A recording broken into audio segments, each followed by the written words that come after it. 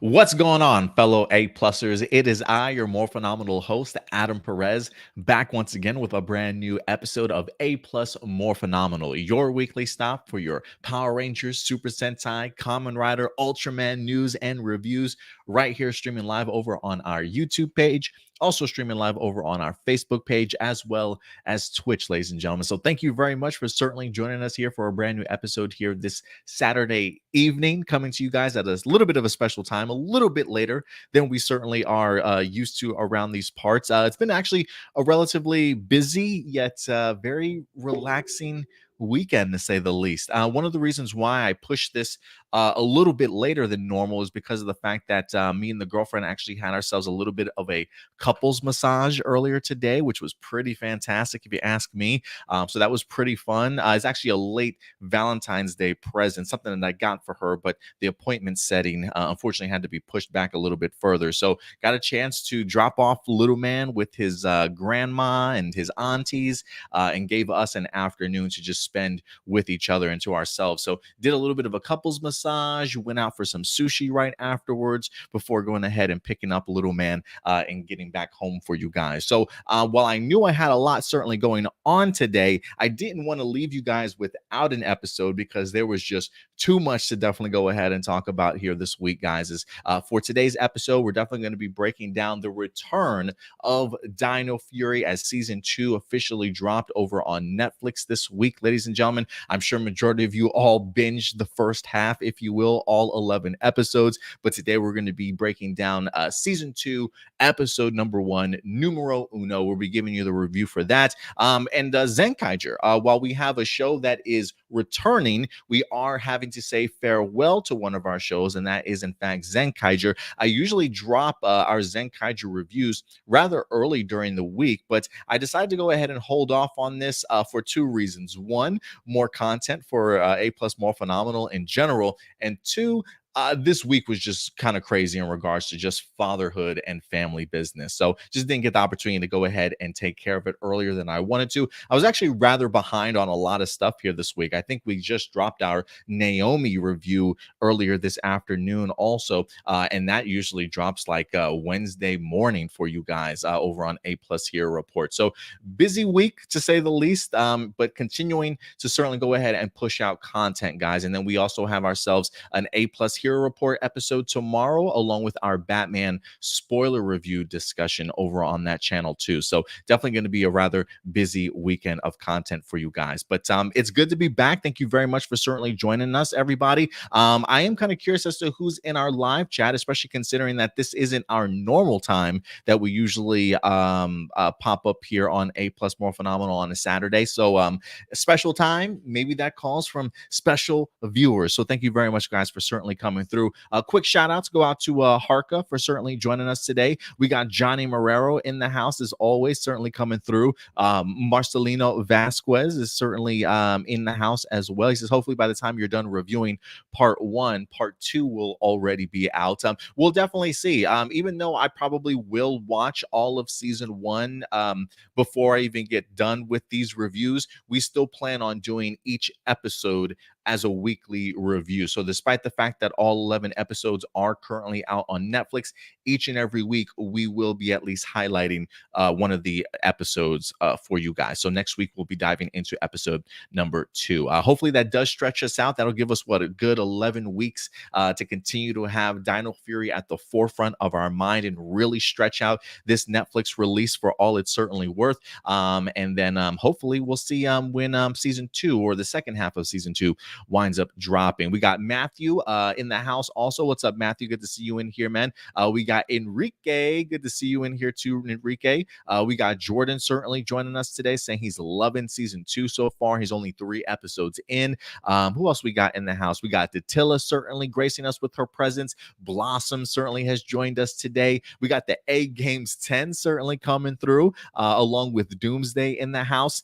We got Emmanuel. What's up, Emmanuel? I feel like I haven't seen you in a minute, but good to see you. Good old Sexy's in here. I feel like maybe that's a new person here to the family. Certainly make everybody feel welcome as always, guys. We got Edward Sanchez Productions in here also. JB says, what? is in the house too. The A Game sent us says Donbrothers is going to be premiering during this stream. So yeah, man, looking forward to it. I'm really excited to go ahead and to bring in Donbrothers, a brand new Super Sentai season for us to enjoy. We got Isaiah in the house too. Thank you very much, man, for certainly coming through. Sexy says season 2 episodes 1 through 7 have been amazing. Almost done with this first half. Excellent first half. Video DVDs in the house also. Let's see here. Chris Taylor is certainly joining us. Thank you very much.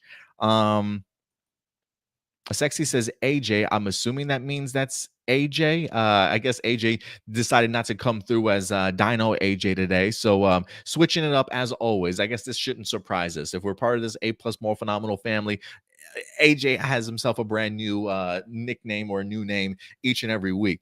So that's definitely expected. Hopefully the quality is a lot better this time around, because believe it or not, I've had a couple of you actually remind me to go ahead and plug in my Ethernet cable this week. I don't know what that says about me, but thank you very much, guys, for continuing to support me and giving me a heads up. Like, Adam, let's not have that brutal quality experience that we did last week. Put your Ethernet cable in. And so hopefully I will remember that going forward, guys. I will say this real quick. The A Games 10, as of yesterday, he did shoot me a DM over on Twitter, letting me know that there were some Power Ranger YouTubers that have been posting some things online, or YouTube videos, discussing Dino Fury Season 2, maybe even using some footage. And it seems as though Hasbro has been putting the hammer down on these people. The A Game says, when you start your episode of A Plus tomorrow, talk about the Netflix drop. Maybe you can talk about what happened when the YouTube creators that used or uploaded season 2 episode footage during their videos. Hasbro blocked most and all the videos with season 2 footage or images. They even blocked Screen Rant's own upload of the season 2 intro. That's pretty crazy. I mean, for me, I will say this. I think if there's anything crazy in regards to that, the A Games 10, maybe the Screen Rant stuff, considering the fact that they gave them exclusives and the intro and things like that to showcase. So you would think that Hasbro would be all right with it. But look, man, it's a reason why I've really changed the dynamic of my channel when it comes to from A plus opinions to A plus more phenomenal. Having been a subject of copyright strikes in the past from Toei, trust me when I say I've learned firsthand that when it comes to copyright infringement, they take themselves very, very seriously. Sometimes I feel like it's usually around releases of brand new stuff.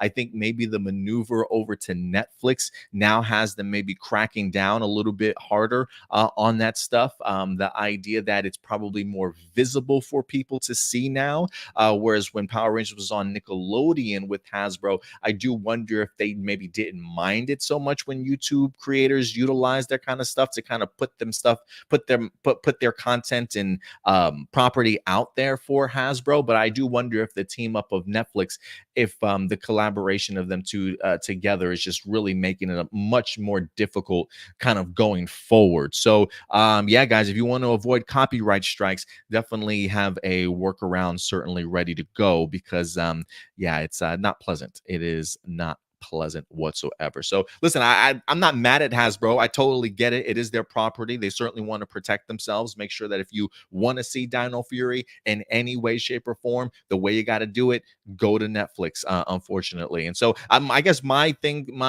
response to YouTubers would be two things: either don't use any images or footage or anything like that. If you do, I would highly recommend keeping the clips and the footage that you use under 10 minutes, or excuse me, under 10-second clips. No audio, preferably as well. That would probably help you out as also. But I would just say just completely forego it if you absolutely can. But if you do need to, if there is just this urge deep down inside of you to use Power Ranger footage and content, and try to avoid Hasbro. Why am I frozen on the screen like that? That was really creepy. But if you are trying to, I would say no audio, less than 10-second clips if you can. And good luck, I guess. Good luck. I don't know why my camera keeps like stalling on that image. Hopefully it'll get back to normal. I don't really know. Can you guys hear me? JB says, what says, oh no, I have some copyright claims when they were with Nick.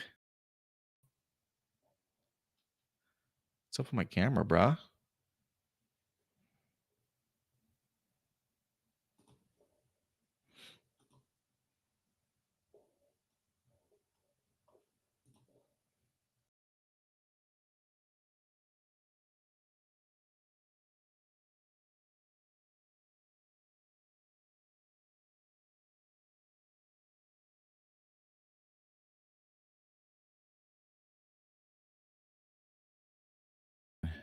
There we go. Sorry, guys. Yeah, at least you guys can still hear me. For some reason, my camera was just like locking up on me, so I had to go ahead and drop my camera out and try and reconfigure it again. That's going to be interesting. I'll see how it works as the episode progresses. If not, maybe the quick workaround is at least knowing you guys can hear me certainly helps. So that definitely. Hopefully that'll be okay. Who else we got in here? Nicole joins us. What's up, Nicole? I appreciate you certainly coming through. I've been getting your answers, your questions, I should say, in the email. So thank you very much for certainly joining us here today, Nicole. Always good to see you. We got Adrian in the house. Also, thank you very much, Adrian. All right, guys. And listen, we might have some stragglers that wind up joining us sort of last minute, but once they do, feel free to certainly make them feel welcome. Yeah, I guess if anything, let's go ahead and dive into this week's news and reviews. And first off, baby, Dino Fury is back. That's right. Man, I feel like, this hiatus felt like it just breezed by. I don't know about anybody else, but it feels like it just came and went from the moment that Dino Fury seasons one second part wind up dropping. I think maybe it helped the fact that we were reviewing the episodes on a weekly basis. So it really sort of drew that out. So the idea of us having to wait for the return of season two honestly didn't feel that long at all for me. So it'll be interesting to see what the wait is going to be from this first part to the second half. But season two is officially here. And I got to tell you, man, while I personally have not binged and watched the entirety of the first half so far, I've literally only watched the first two episodes, but I wind up watching both of them like twice yesterday. That's just how much I really enjoyed these episodes, man. I mean, I can say this already, the momentum shift compared to what we wind up getting the second half or the second season for Beast Morphers when it first started, it definitely feels as though Simon Bennett and the rest of the gang really learned some lessons from that first half of Beast Morphers second season, where a lot of us thought it was a little bit lackluster, right? A lot of lessons of the day sort of thing. It kind of felt like it's stepped on the momentum that had been built the first season, and it wasn't really until the second half of the season that the momentum really started shifting and really sort of taking off. But Simon Bennett, clearly seeing maybe the faults in how things were handled the previous season, really making a great correction course in here, because all the hype that I feel like has been going into the cast of this show that have been hyping us up for season two, saying, man, it's unlike anything you've ever seen. There's so many surprises. This series just is going to look so good. It's going to be so great. You guys are going to love it. It's a lot of big talk, right? But I got to tell you, man, 2 episodes in, the momentum feels incredible. It feels like season two is vastly superior, or it certainly might be vastly superior than what we wind up getting in the first half, which is even crazy to think, considering the fact that when it comes to season one, I think a lot of us were certainly really big fans of it. But I will say this, I am interested, especially with the fact of Simon Bennett a couple of weeks ago mentioning that Dino Fury was simply meant to be just a 22 episode season. It does sort of feel like maybe they've taken the chunk of those important episodes and put them sort of into the second half. Like I'm pretty sure they probably sprinkled in important episodes throughout the entirety of both seasons, if you will. But it definitely feels to me like season two is going to be that much needed upgrade. Like maybe season one was some of that filler, some of those life lessons, really doing its part to kind of build up maybe these characters and their development and allowing us to see who they are as people. And now that we've gotten all of season one out of the way, maybe season two is truly going to be filled of just having fun, incredible action, and great storytelling. And so I'm really looking forward to the entirety of this season. And if these first two episodes are any indication of what I've seen, damn, I think we're in we're in for quite the ride in this season, and I cannot wait. And listen, I think somebody last week or maybe the week before had asked me, Adam, if you had the opportunity to, how would you want Dino Fury to start off in season two? Or, for the first episode, what would you certainly like to see? And one of the things that I think I mentioned was the idea of like, I want them to come out of the gates swinging. I wouldn't mind being dropped right into the middle of a fight or a battle or some sort of action, right? To really sort of set the tone in which you want for this particular season. And so when I sat down and I started watching this episode, and the first thing that we get is an incredible action sequence, man, I was all in. I was hyped by the time they destroyed that villain and wind up capturing the Sporex. Honestly, I absolutely had so much fun with this intro.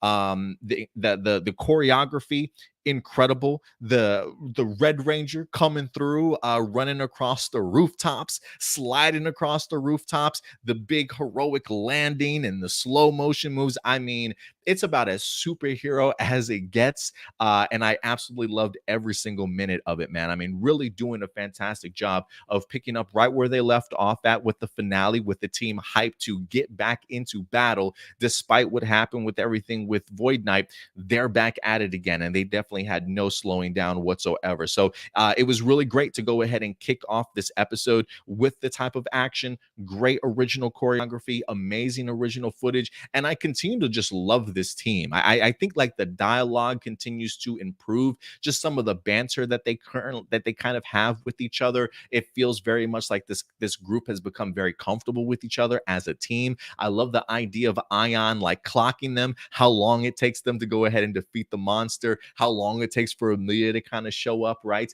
Even Izzy kind of cracking on Javi for some of his one-liners and things like that in battle, some things that they can improve upon.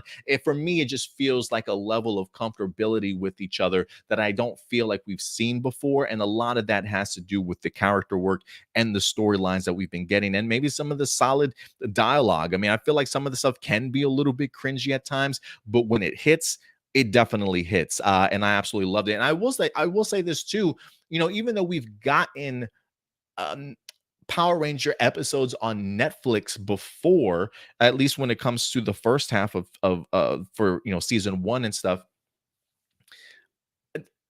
visually this show looks incredible. I don't know if it's the idea of me watching it on Netflix on a big screen TV sort of thing instead of like watching it on my phone or my computer or whatever the case may be, but it just feels like the special effects and maybe even the production value and maybe the budget of the show has been increased for its second season. Like I feel like the special effects look a little bit cleaner also. I mean, it looks as good as it possibly can for Power Rangers in the 21st century when it's on Netflix. So I don't know if anything's changed. I don't know if season two just got an upgrade in budget or if it's always looked this good, but now that it's on Netflix, it just looks all that better. Like even seeing the some of the like the digital aspects in here when it comes to Void Knight, or at least the monster, traveling through digital streams. The idea of seeing Mucus and his slime form when they use the special effects on him. I just feel like visually it's clean and it looks just as crisp as can be. So incredible stuff here, man. Honestly, I was really, really impressed. But yeah, impressive stuff here by Zato the Red Ranger and making his appearance. And even the command center, the idea of some of the things that they highlighted in the command center, seeing that they've got like a graph of or a map of the galaxy, if you will. The command center scene just really set up a couple of things for me that I really appreciated. This was a great opportunity for them to show that they are continuing their search for Rafcon here, that they clearly have not forgotten about it. So it's definitely, storyline is certainly still out there. The fact that Dr. Akana has officially is officially in Japan as of right now. I am curious if she plans on staying out there. We saw Dr. Akana having a really big focus in season one. With her starting off this season in Japan, it does make me wonder how hands-on Siobhan, that plays Dr. Akana, might have, or if she doesn't really have that big of a role this year or not, this season or not. But we'll definitely see if she winds up coming back. And then, of course, I got to give a shout out to Simon Bennett in the writings for showing some love, believe it or not, to libraries. Maybe because of the fact that I've got a kiddo myself. I feel like because of the fact that we've got the internet and we've got computers now, we can Google search anything that we want to. The importance of libraries and knowledge that it certainly has. I feel like a lot of people just kind of don't even pay attention to libraries these days. I mean, who knows? Maybe if you're a young kid, maybe you still have to go to the library. I don't really know how it works in regards to school. I haven't been in school in forever. I appreciate the nod and the acknowledgement to libraries and the importance of still being able to find great information and knowledge inside of books. So I actually really appreciated that. And real quick, and these are just like things just off the top of my head that I wind up taking down that I really appreciated about the episode. Bert Selling as the composer on his A+ game once again, man. I mean, you want to talk about a mood setter, getting us hyped when this episode starts. Even when we get the moments of our team game planning, trying to figure out what to do with Void Knight's sword, the recognition of, there's a plot that's happening, and having to work your way around it, sort of thing. All these particular moments, Bert Selling just does an incredible job in regards to getting the audience, I think, focused, understanding the stakes, and really sort of getting them even further invested emotionally in this particular episode. I think Bert Selling just did a remarkable job, better than I probably have ever seen him. And honestly, I will say this: while I have said the idea that I love this team, I really love the way that the writers are handling these characters in here. That for me, they're really not making them come across as like idiots. I mean, don't get me wrong. I feel like Javi can have his blonde moments certainly from time to time, but I really love not only both plans by Void Knight and his gang, but also the Power Rangers. I thought they were actually really well thought out game plans in here. But I really love the idea of just seeing this team figure their way out through this circumstance. The fact that they're willing to sit down and talk, critically think, investigate, try and find clues. The fact that you got somebody like Izzy who is smart enough to sort of think on her feet, sort of being put in a situation of realizing, you know what, I think we're being watched, I think we're being listened to, and to be able to sort of come up with a quick game plan to sort of turn the tides, if you will, on Slither and the rest of the gang with her quick thinking. Again, I love the fact that they're really writing them to be a lot smarter than I feel like we've seen in past Power Rangers seasons, and hell, maybe even a little bit better than they were in season one. But I just really love the idea of seeing this team really work together, work through the difficulties, and really come up with a solution. So yeah, I've really enjoyed seeing how they handled it. A couple of things that we definitely need to talk about in here, though. Some characters that really stood out that I want to go ahead and show some love to. Amelia, good old Hunter Dino, really just continuing to win us all over as Amelia just reaches sort of that boss level in this episode, man. I love the idea that they gave Amelia so much responsibility in here, because it feels like when they do, she absolutely shines. It was just really cool to see her reach that boss level status, watching her sort of watch over and control all of Buzz Blast while Jane and Jayborg were certainly gone. Really just that take charge sort of attitude. I also love the fact that she's incorporating some of the things that she personally loves, right? Like any superstitious stuff, supernatural stuff. The idea that she was trying to come up with a segment for unsolved mysteries too. And I also appreciated the fact that they've got Javi utilizing his talent, Chance Perez utilizing his talent in making soundtracks and just tracks and things like that for some of their shows. I thought it was actually a really cool way to utilize Javi instead of just having him, report and things like that. But for me, this felt like a very natural position for Amelia to definitely be in. Granted, we do see throughout this episode the struggle of her having to handle sort of both aspects of being not only a boss to Buzz Blast, right, but having to be everybody's first contact when things certainly don't go wrong. Like, damn, Stan, can you not do anything on your own, bro? You're a grown ass man. Like, let's go, Stan. Come on. But the fact also that you also, on top of that, have to juggle being a Power Ranger, and we quickly see that really nip Amelia in the butt as she's so busy trying to deal with Stan that we do see Void Knight's monster capturing Void Knight's sword and taking it back to him. Like, Amelia, you had a one job to do as a Power Ranger, and like you couldn't even do that sort of thing. So for me, it was kind of fun to really see her having to juggle and struggle between both senses of responsibility, and get an opportunity to see her feeling responsible for what happened is really what causes her by the end of this episode to step down from watching Buzz Blast. And luckily for her, Jane and Jay Borg certainly did make their way back. But I got to be honest, look, I'm a little bit bummed that she gave up her duties as quickly as she did. It's one of those things where I will say this. I have a feeling that maybe they had her drop that because I'm pretty sure, or at least I feel confident that Amelia will have a significantly bigger role. Maybe going forward, they might have bigger things in store for her as the season certainly progresses. But that is a little bit of a bummer for me. Regardless of what they might do with her, there is an aspect of seeing Hunter having to have that struggle all season long to where she eventually does sort of master it. I really would have loved to have seen that extra level of responsibility placed on Amelia's shoulders and really see how she balances that all throughout the remainder of this season. Because I think she seemingly handled it rather well in regards to taking over of Buzz Blast and all her multitasking abilities that she certainly definitely showcased in there also. Even love the great moment that we had between her and Ollie as Ollie's trying to he's trying to act like he's working on the laptop and Homeboy's literally just pushing the button once trying to draw out the monsters. And I love Amelia's like look, if this plan is literally relying on Ollie's performance to be successful, like maybe I should just kind of get involved also. So I love the usage of Amelia, that take charge attitude, if you will, that I need to get shit done sort of mentality.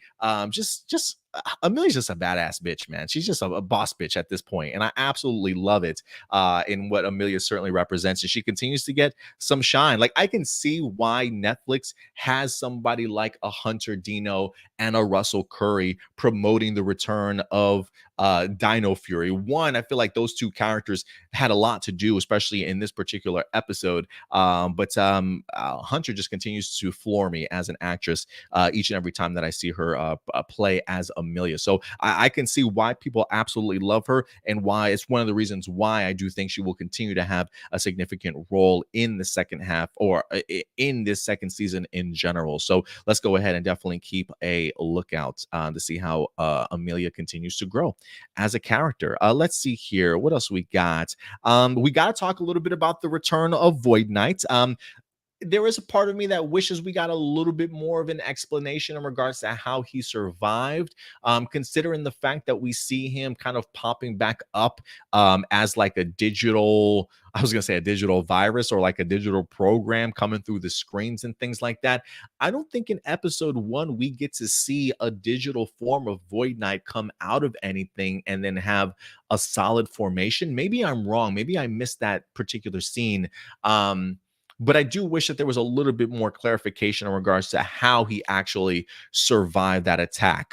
While he survived, his armor maybe not so much, as we get the opportunity to see it was badly damaged. So that's definitely what helped him. But I gotta say, man, I loved his costume in here. We got to see it briefly in the trailers, and it nearly drove the internet crazy in regards to seeing Void Knight without his helmet on. But I love his costume. His jacket looks great. The fact that he's got these medals on, it makes me ask the question: was he former military? Is that sort of RAFCON attire? Is he, in fact, from RAFCON, right? I was kind of under the impression that maybe the armor was from RAFCON, but the person underneath it wasn't, and maybe ran across it.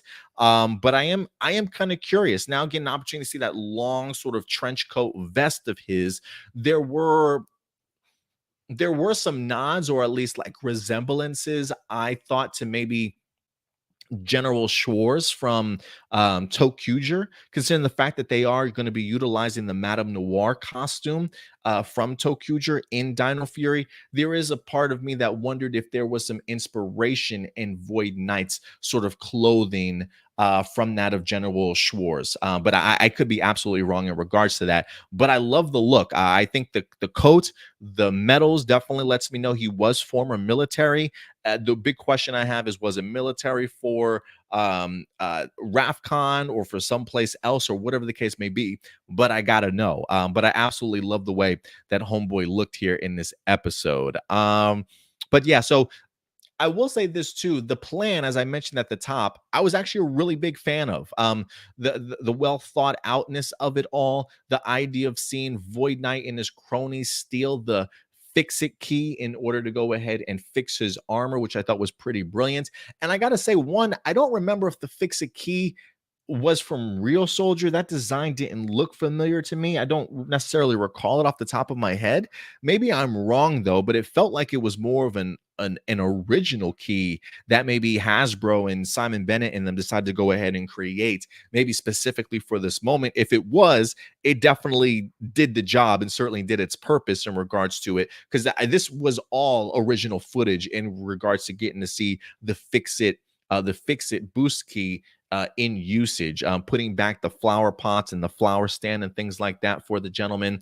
So I thought that was actually pretty cool. And if I could be honest with you guys, I didn't know that that was Slither, like, at all. I did not know that that was Slither. Like, they got me good with that reveal. And I think where it got me good was because of the fact that when our Rangers get there and the monster arrives, that flower pot guy, he's already there, and he's breaking out in a sprint along with everybody else, right? So I noticed him originally, him being there. So when he comes back, I don't think anything of it. I just think, okay, this is just one of those weird, citizen characters that Power Rangers is just gonna write to make you laugh, or just try and make like the funny kid humor. How to, yeah, yeah, yeah. Like, look at the funny clothing and attire this guy is wearing. What's up with his polka dot handkerchief? Yada yada. Right? Like, I just thought it was like some Nickelodeon, let's make these 6-year-old kids laugh sort of character.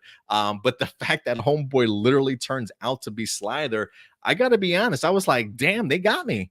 They got me. I had no idea that that was part of Void Knight's plan. But when you see the Rangers going through the footage and doing their own investigative work, and you see Homeboy turning the Slither, I was like, damn, that's a pretty good plan, because they got me too. They got me too in regards to that. But I was not expecting a confrontation with the Rangers so soon with Void Knight. Homeboy doing his, like, we have superhero landings. This is probably like super villain landing or appearance when Homeboy just comes down, teleports down in his armor and confronts the Rangers, sort of thing, so they can see firsthand. Like, if we were suspecting this guy it was gone or was here, this is just a direct confirmation. So I was not expecting them to have that confrontation already, but I'm kind of glad that it did, to let us know that Void Knight is very much in play, and that our Rangers definitely have to continue to be on their A game, and really not be lacking in any way whatsoever. So I really love the momentum this episode wind up establishing, and everything like that. Quick side mention too.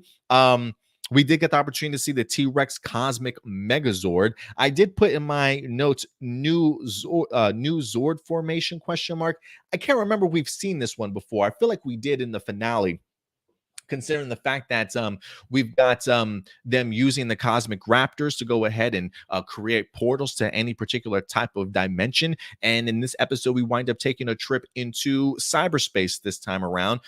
Very familiar with this area. This feels like we had just the finale when it comes to season one, the idea of taking this Zord sort of into a different realm, if you will. I don't want to say this feels like the new status quo, but this definitely feels like it's a way to solve the problem of wanting to create an episode that's just all of our story and not having to rely so much on Super Sentai footage. The fact that we don't see any Zord battle footage in here, that it allows them to really utilize, like, it makes me wonder, did they wind up creating um did they still have the costume from the Zord, and this is like somebody brand new in the Zord costume, and they're just replicating brand new battles, if you will, in these realms, to kind of as like fresh original footage for Zord battles, right?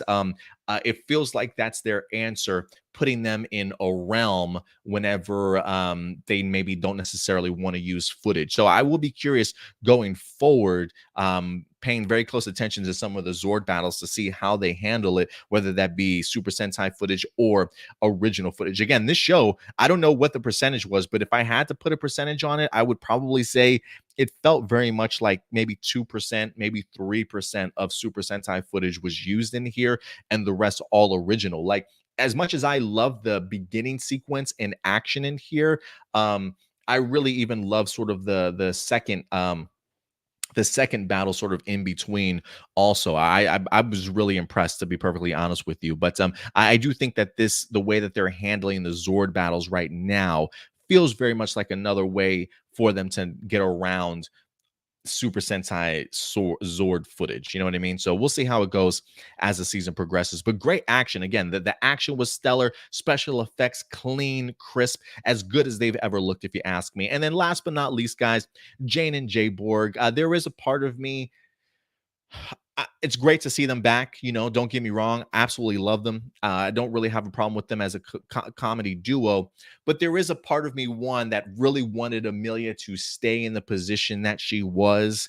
Um, One, just to kind of help elevate Amelia as a character, but also I think to kind of keep Jane and Jayborg to the side, even though I do feel like they've utilized Jane and Jayborg relatively well all season long, whether that be season one, because I feel like for the second half of season one, we really didn't see them utilized too much. And so for me, I thought maybe season two, after watching this first episode, was thinking, all right, well, maybe we're just going to get the adventures of Jane and Jayborg as they travel the world for the remainder of the second half. And maybe they, for season two, and maybe they come back the second half, right? And we give Amelia this opportunity to run Buzz Blast for the first half of season two.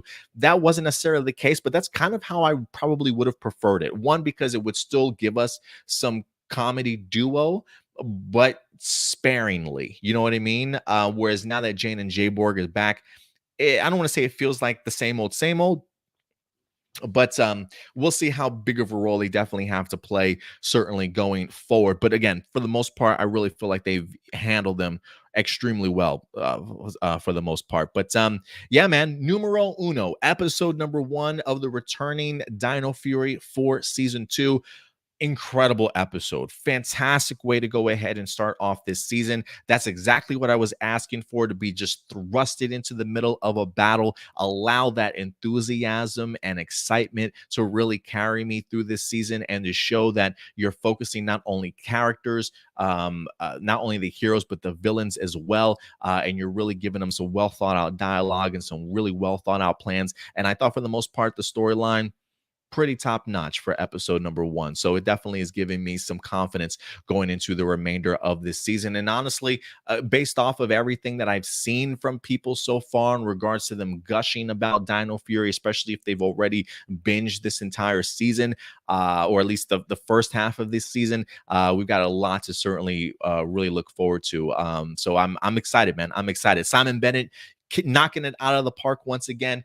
Props to Bert Selling. props to the writers, props to the second unit directors for incredible action and fight choreography. And congratulations also to Charles, the director of this episode, really taking full advantage of some original footage, man, and making it as epic as possible. I mean, they were not kidding when they said season two was really going to up its game, and they definitely have done so already. I mean, I'm just like this. The scene that really won me over is just the opening sequence of seeing fucking Zato running along the rooftops, jumping from rooftop to rooftop, sliding and stuff. Like I remember seeing Simon Bennett address somebody in Twitter who was like bad mouthing that clip in the trailer, saying, "Oh, look at this terrible CGI or special effects sort of thing."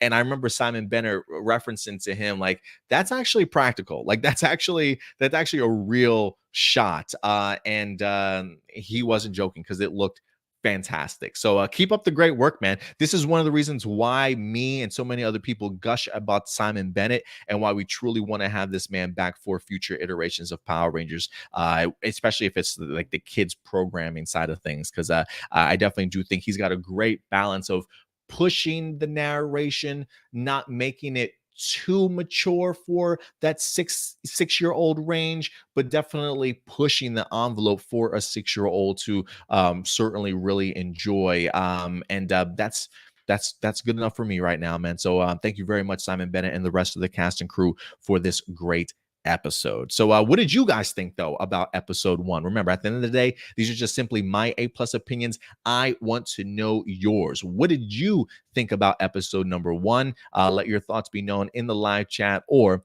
the comment section box below. And if I could be honest with you guys, going forward, I'm probably going to maybe put back up that no Dino Fury spoilers in that corner once again. Again, I probably will have watched it all, but I don't necessarily know if everybody else in here has. We'll see. Well, I'll play around with it a little bit. But let's see what some of you guys are saying. We'll dive into a little bit of discussion mode here with you guys. So let's see here.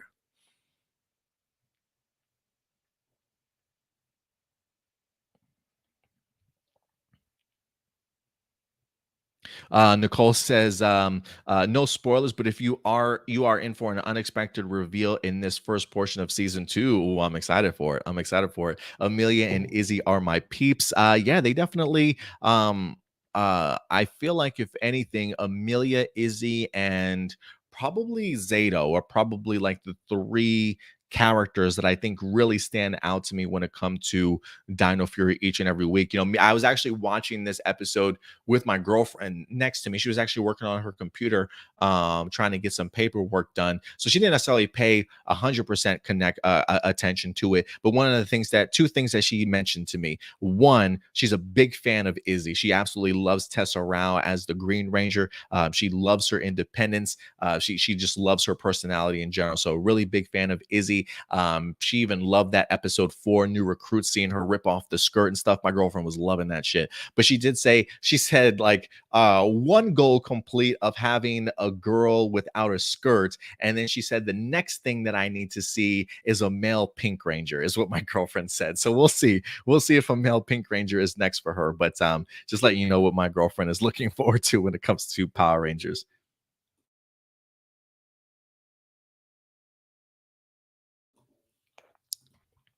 Sexy says, just so you know, so far, no straight up lessons of the day episodes.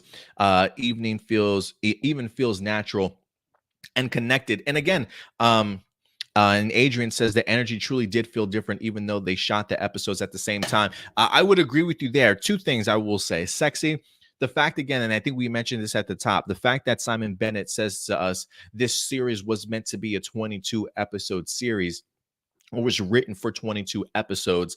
And then when we found out it's going to be 2 seasons, then we had to sort of stretch it out. To me, it feels very much like Simon Bennett and the team left a lot of that heavy lifting of the story towards the second half. Like for me, just watching the first 2 episodes this season, it feels significantly different. Like the momentum has shifted, and it's becoming a lot more focused. And so it feels like first season was maybe sprinkle in some important episodes that we definitely need, but utilize the first half for those lessons and those those life lessons of the day, mix that in with some great character work and development between these characters to build these bonds.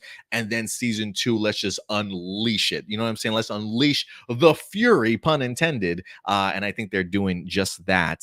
So you're right, Adrian. The energy does feel completely different when it comes to season two. And I think that has a lot to do with just the focus of the storyline itself and the direction that the series was meant to go. So I definitely do think season two is where the majority of those really important 22 episodes might be landing in. Let's see here.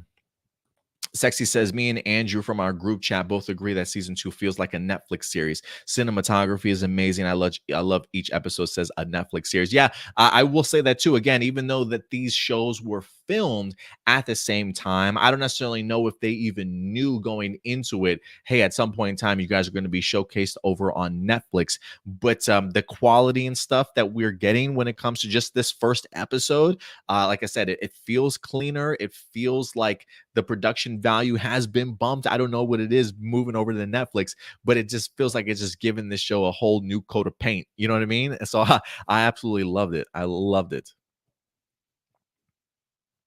JB says, what says nothing against Jane and Jay Borg, but I wanted them to stay on that trip. Me too, bro. Me too. Me too. The A Games 10 says he loved the season's premiere's first few seconds. Amazing. Yeah, it was a great way to start off the season, man. Zato sliding off the rooftop was dope. Absolutely. Jordan says, I really loved how the season kicked off. Yeah, that opening sequence, man, really, really comes in handy. So I'm really glad that they, not that they took my advice, but, clearly they know exactly what they're doing there and really kind of changed course from how they handled Beast Morphers for sure. The A Game Sense says, did you notice that Dino Fury now has a Netflix series logo on Netflix, and the actual episode has a Netflix startup and the text? Yeah, we get the opening end symbol in a Netflix series. Yeah, it feels different, man. Welcome to the age of streaming, Power Rangers, where hopefully you will continue to grow. I did see somebody posted that it was Dino Fury was trending number 10 in the world, at least on Netflix Kids. I did go ahead and pull up my own adult, profile for Adam. Didn't see it streaming or didn't see it trending there, but I am at least glad to see that it's trending somewhere. So that's good. That's good. Nicole says, without giving anything away, episode 5 was shot beautifully. I love the residential locations. Okay. I'm looking forward to checking it out, Nicole. Thanks for the heads up. Enrique says, goodbye, Zenkaiger. Hello, Donbrothers. Yeah, we'll be saying a nice little farewell to Zenkaiger today also. Adam, what's up, Adam? He says, Simon Bennett listened and, in my opinion, gave us everything we asked for. The Ollie hate can now disappear. Well, at least I will say this. This series was certainly written well before people started talking about season one or even sort of reacting to it, right? So I don't really know Simon Bennett has that opportunity to change things from season one to season two based off of reaction from fans. But the idea that Simon Bennett is at least mindful enough to have been able to see maybe some of the complaints or issues that people had from, say, Beast Morphers, or how, we complained about how season two of Beast Morphers felt. While we loved the second half, the first half was a little lackluster, right? So Simon Bennett, in that regard, certainly did listen very much so in regards to changing the trajectory and the pacing for this season. And it shows. And that's another reason why we just gush about this guy being a showrunner, somebody that recognizes the failures or the things that can be done better, has no problem with listening to fans. And granted, the idea of listening to fans isn't that the idea that you have to listen to everything the fans certainly say and do. But when you hear there's a big majority of the fan base complaining about something, the fact that he's keen enough to at least pay it a visit and see if it's something that's worth changing, I think speaks volumes in regards to how Simon Bennett handles this series. Video DVD says, a great beginning. Once again, the villains had an amazing plan, and of course, Zato on the rooftop. Yeah, I love the plan by both teams. Really well thought out, really great counters towards each other. The idea of Izzy being smart enough to think on her feet. The fact that they didn't play these characters to be idiots, right? Granted, like we said, Javi does have his blonde moments. Maybe his AC unit is out. Really, Javi? Really, Javi? I'm not gonna let this dude live that down ever. But yeah, the villains and the heroes written very well. Great plans this week for sure. Um, Ooh, good point. JB says, I wonder why they did use Void Knight's actual saber and not a fake. Yeah, that's interesting, right? They probably could have just spray painted one of their own chroma sabers. Who knows? Let's see here. Doomsday says the way that Ion says library as library, I laughed my butt off because that's exactly how little kids pronounce it at first. Who is this library person? I thought that was pretty funny. Let's see here. Adrian says the stakes have truly been risen this season. I can't wait to see what else is involved in this season for sure.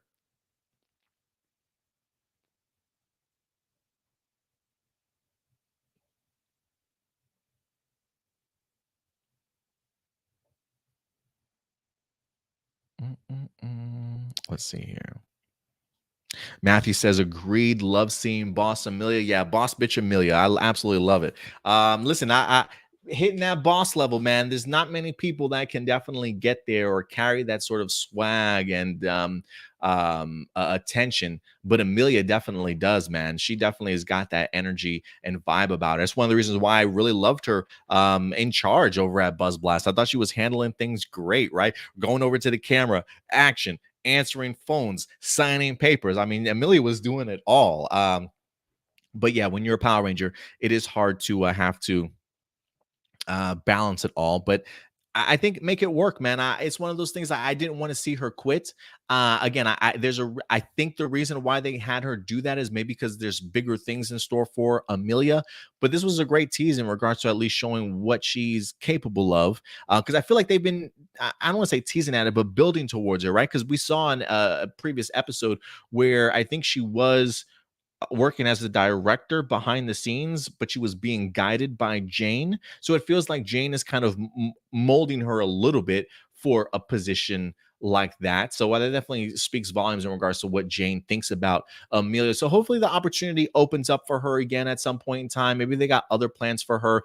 I just didn't like the idea that because of the fact that it got tough, that she quit doing something. You know what I mean? I think it probably would have been a much better lesson to have her really continue to try and push through and try and make it work sort of thing. But I love this version of Amelia. I truly do.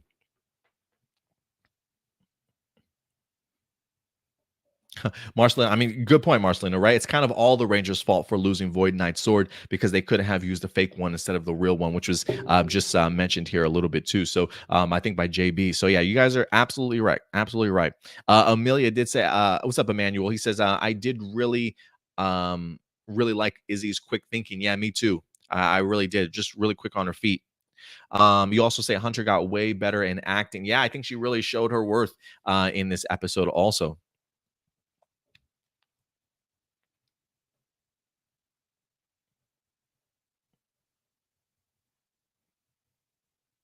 What's up, Dustin? Thank you for coming through, Dustin. Appreciate it. He says, I think it's possible that this isn't the last time we're seeing that clown skull sporks beast. Oh, interesting. Okay. We'll see if it pops back up here at any particular point in time, Dustin. I did love that crater effect of the sporks coming out of the digital world and exploding the laptop. I love that little crater effect that it wind up leaving behind. Matthew says, the fix-it key was in Real Soldier and Sentai footage. Ollie used it in episode 3 to blind the beast with the road cross across the chest. Oh, okay. All right. Thank you very much for bringing that back to my attention, Matthew.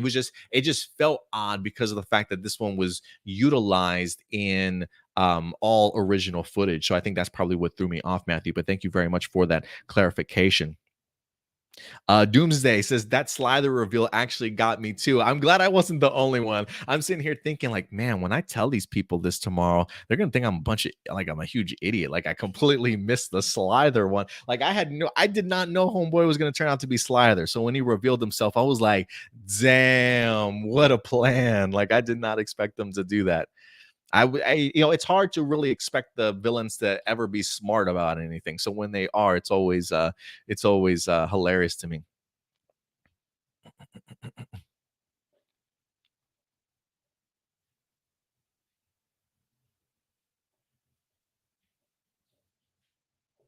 Sexy says the live chat has a scissor button to cut out a part of the stream and send it as a video clip. Oh, that's cool. Hey, listen, guys, if you guys love any of the clips or the moments or the comments that I make around here, if it does allow you to clip out these clips, feel free to clip them out, spread them over on Twitter, help generate some buzz to get people to come check out our show. Certainly feel free to do that if it allows you to cut out clips and stuff, especially if you think we make any particular good points or something that you guys agree with. Definitely feel free to go ahead and share any aspect of the show around to bring in some audience for sure. We only continue to grow by your guys' support, so thank you very much, guys, for that.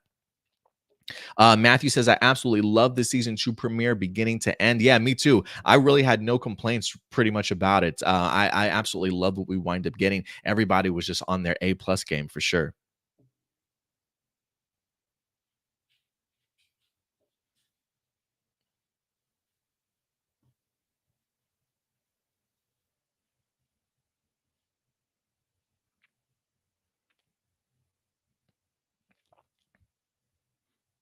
What did I think of Bitscream? Says Dustin. I didn't mind him as a villain. If anything, I dug the idea of how he was able to go in and out of the digital world. I am expecting, if anything, he'll probably will be back in some form or another. But I really enjoyed it. Adrian says amazing start to season two. JB says what says I've only watched the first three episodes. You're a little bit further than me because I only did the first three or the first two. What's up, Ram Jam? Good to certainly see you in here, man.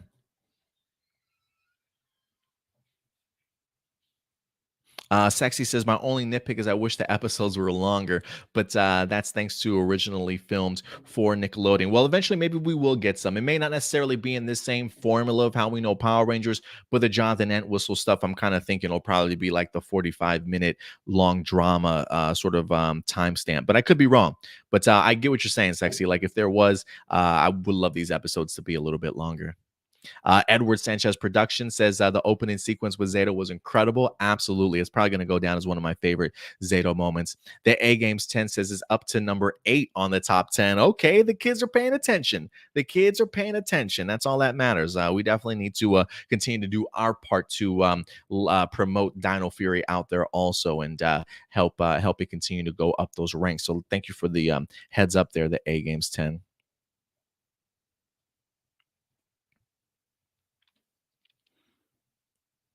Sexy says, Adam, are you ready to see the Max Real Soul? Haven't seen it yet, but I can already hear angels singing. That is that is beautiful, brand new footage. I'm sure there probably will be brand new footage in there mixed in with some Super Sentai because they do have some great Sentai footage of the Max Real Soul. But I am ready to see it. I truly am. I cannot wait. I've been seeing some of the photos and stuff from the promotions that they've been putting out for brand new like Dino Fury wallpapers and images and stuff.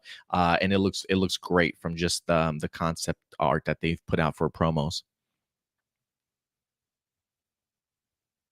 Johnny agrees. Boss Amelia was amazing. I totally agree. Even Datilla agrees with you too.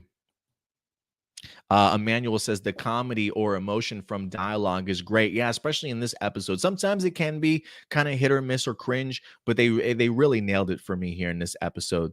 Koala, what's up, Koala? Appreciate you coming through. Nicole says, just my words, but Jane and Jay Borg for me haven't really been in this first half. When they are, they're only in the scene with the Rangers themselves. Well, that's good to know. It feels like even when they are utilizing them, they are utilizing them pretty well. So that's always good to and reassuring for sure.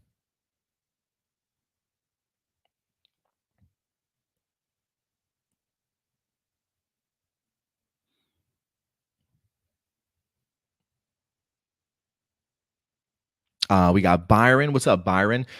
Says episode 1 was really good. I totally agree with you also. All right, guys. I think other than that, I think that's probably going to go ahead and wrap it up for us then in regards to our Dino Fury season 2 episode one, numero uno review for you guys. So thank you very much. We definitely will be back next week with episode two review. So if you haven't had the opportunity to check out these episodes yet, please do yourselves a favor. Again, season two, part one of Dino Fury is up over on Netflix, guys. Whether you got a kid's profile, adult profile, you can go ahead and check it out. So definitely go ahead and check it out. And then join us next week for our episode two review, guys. So thank you very much for joining us for that. And I kind of listen, there's a part of me that while I am gonna sit down and watch all this season before we even get to episode 11 review. um I do like the idea of reviewing these episodes weekly. One, especially right now with how busy my life is with the newborn and stuff, it is hard to try and push out all this content on a daily basis, sort of thing. But I also do like, especially with Dino Fury being such a great season as it is, one, I like keeping that momentum, and I like keeping the Dino Fury name out there amongst the fans, something for us to continue to talk about and hopefully allow us to kind of shorten that gap a little bit between the hiatuses so we don't have too much to certainly have to wait around for. So even though we do review each episode on a weekly basis, and even if you have already watched and binged Dino Fury, always go ahead and check out the episode again before we go ahead and certainly talk about it, so you're all caught up and nice refresher course, you know what I mean? And it definitely probably will help the numbers for Dino Fury. We certainly want Power Rangers to feel and look and come across rather successful on Netflix for other and bigger and better things to certainly come out of this franchise. So definitely support the show, guys. Even if you don't feel that great about it, I think the idea of at least pushing it and promoting it definitely at least allows us to know that maybe Dino Fury, or at least Power Rangers in general, will stick around for on Netflix for quite some time. So we'll see. Definitely show some support as Power Ranger fans.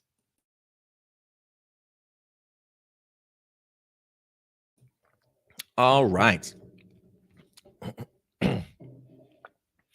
All right. Sexy says, quick honorable mention. Love when Mucus gets turned into Splat. He always has the best comebacks. Yeah, he definitely does. I thought that was pretty cool. Doing his best Miley Cyrus impression, jumping onto the cannonball or jumping onto the construction ball and then just splatting against the wall. I thought that was pretty funny. All right, guys. With that out of the way, we will be moving on to our next topic. And our next topic is actually something that we don't really talk about too much here on our weekly show of A Plus More Phenomenal. But considering the fact of just how busy this week certainly was for me, but also the idea that it was this series' final episode, I kind of felt that it was a little bit appropriate to really highlight Zenkaiger, episode number 49, the final episode of the series here, guys, is next week, or I should say technically this week, is in fact the premiere of Donbrothers. It's probably airing right now over in Japan, but Donbrothers is this weekend, so you can definitely expect the Donbrothers review for you guys later on this week, so definitely look out for it either Tuesday or Wednesday whenever we're able to get some fan subs from it. So we will be doing reviews for Donbrothers, so if you are looking for a home for your Donbrother reviews, this is definitely the place, man. So hit that subscribe button and click that bell notification so when we do drop brand new videos, you'll certainly be notified. But before we get into Donbrothers, guys, we have to say farewell to Zenkaiger as we wind up getting the finale here this week, episode number 49. And right off the bat, guys, I got to say, I didn't mind this as a finale. I didn't mind it. Did it blow me away? Absolutely not. I thought it handled itself relatively well, though, in regards to a great send off. For me, I think one of the biggest things that I appreciated about this episode is the expansion that really comes with the idea of playing with a multiverse or like multiple worlds that can kind of be visited. I thought the best job this episode did was the epilogue section that really kind of expanded Sentai into what feels like a brand new era and sort of shaking up the status quo. The idea of ultimately connecting all these worlds through parallel gates, which sort of opens up doors for the idea of maybe future new world creations or other places for us, new characters, maybe even potential crossovers might be a little bit easier kind of going forward. There is something really cool about the idea of like these gates still now being open to where you can kind of travel however you want to, right? The idea of seeing Earth along with other planets, creating these like treaties and like signing these agreements and stuff for interworld passages and things like that.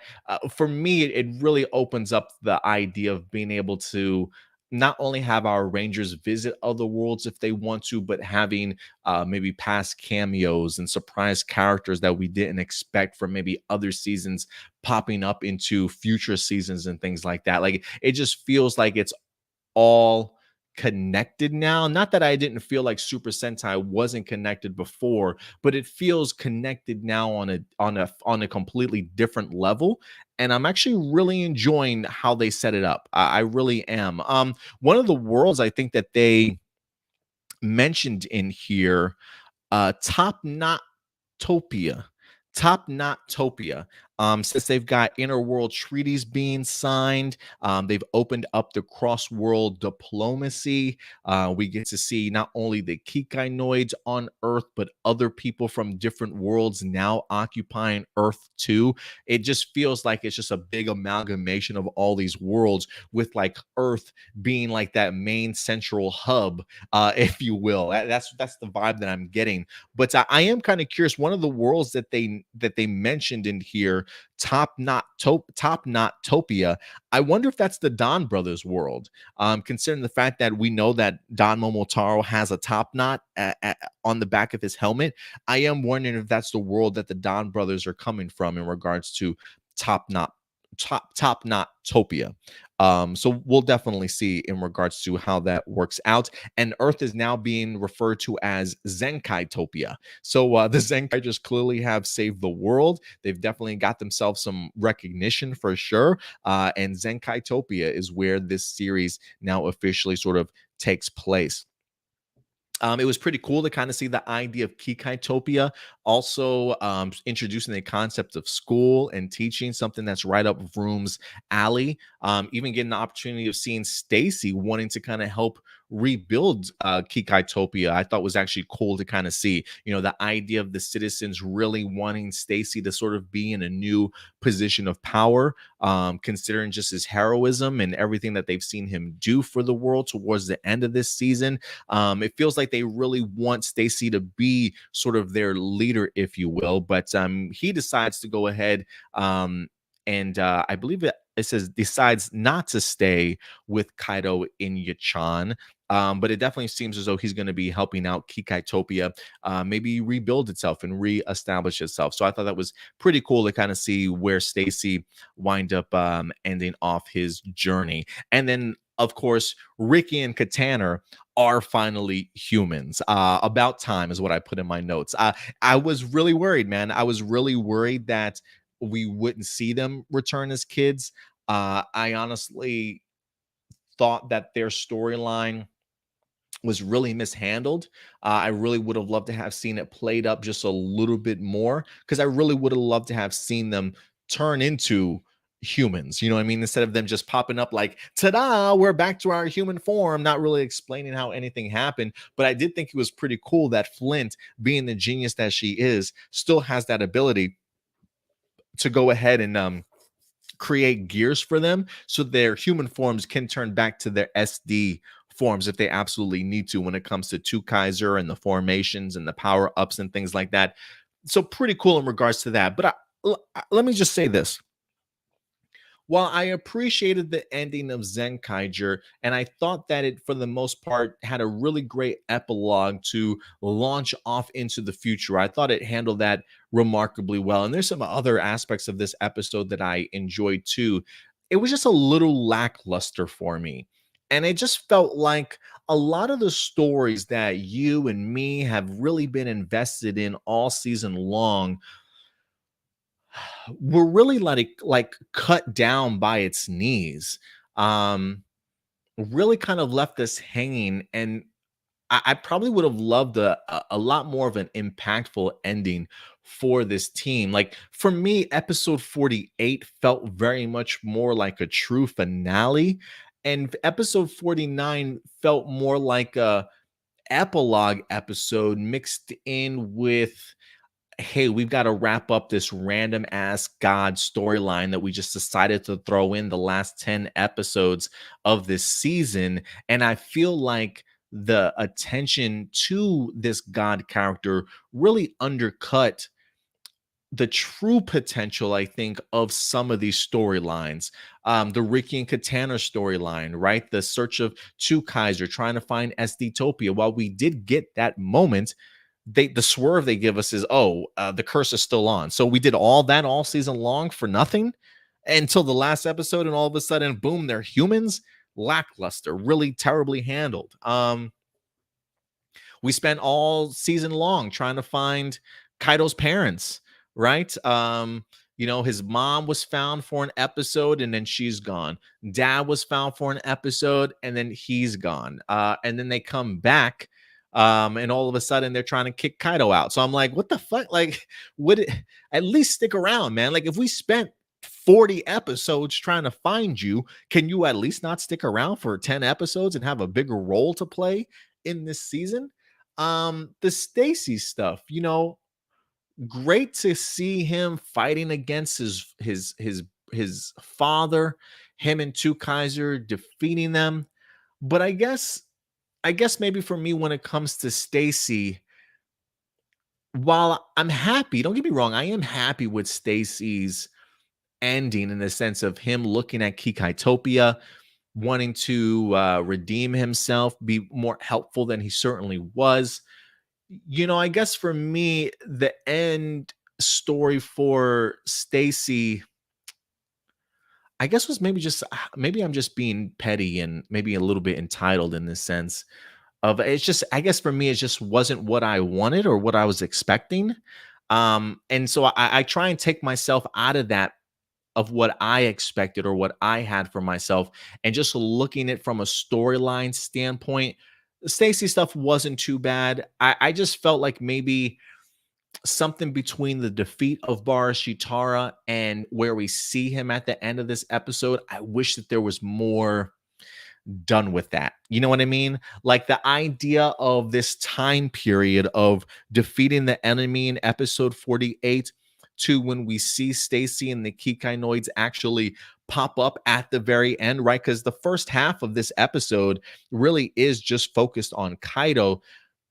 That whole in between, I felt like maybe we probably could have had a little bit more attention to somebody like a Stacy to kind of see how he's handling the ramifications of what happened in episode number 48. Whereas 47, Homeboy's just all smiles now. You know what I mean? So I probably would have loved to have seen more from the Stacy storyline, but I'm okay with what we wind up getting. I'm just glad that he wind up having a happy ending.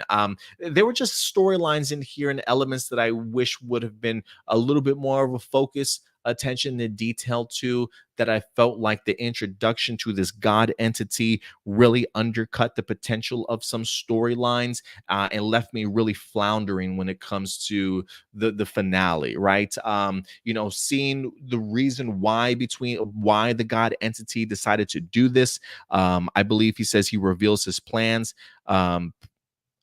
This that his power allows him to create and destroy worlds, but destroying worlds felt like a waste, but not when it comes to the Toji gears and realizing that he can actually not have to destroy these worlds that he created, but harbor them, right? Keep them for himself. And we quickly get to see that pushback with Kaido, who has visited all these worlds, realizing that people live on these worlds, right? That's you can't just sort of encapsulate them and capture them. Like, these people need to sort of live their lives, if you will.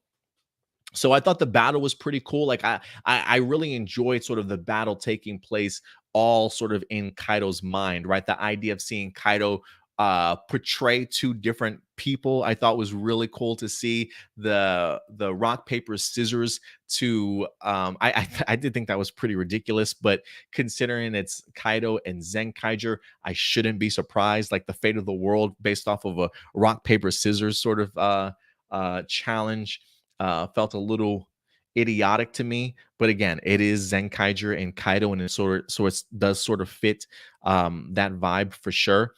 So I thought it was cool that we get to see them fighting sort of on this astral plane, and then having the images behind them as they're fighting, right? Really showcasing the different worlds, how important the Kikainoids are.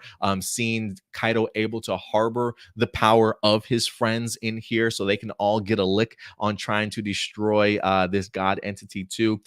Really great stuff, I thought, at least when it comes to the god entity and Kaido sequences and battle that we wind up getting between them. But again, it just felt like that's one of the reasons why I kind of want to go back in Zenkaiger reluctantly, just to watch, to kind of see how long has this god entity truly been around and really been playing a focus in this show, or is this sort of like a moment sort of halfway through the season where maybe they changed course and decided to sort of add this guy, because there's a part of me that feels like this god entity storyline was not even needed. Like it was another storyline on top of the 5 or 6 that we established. And by the time that we get to episode 49, like all the lackluster and the stakes feel very, very lost, you know?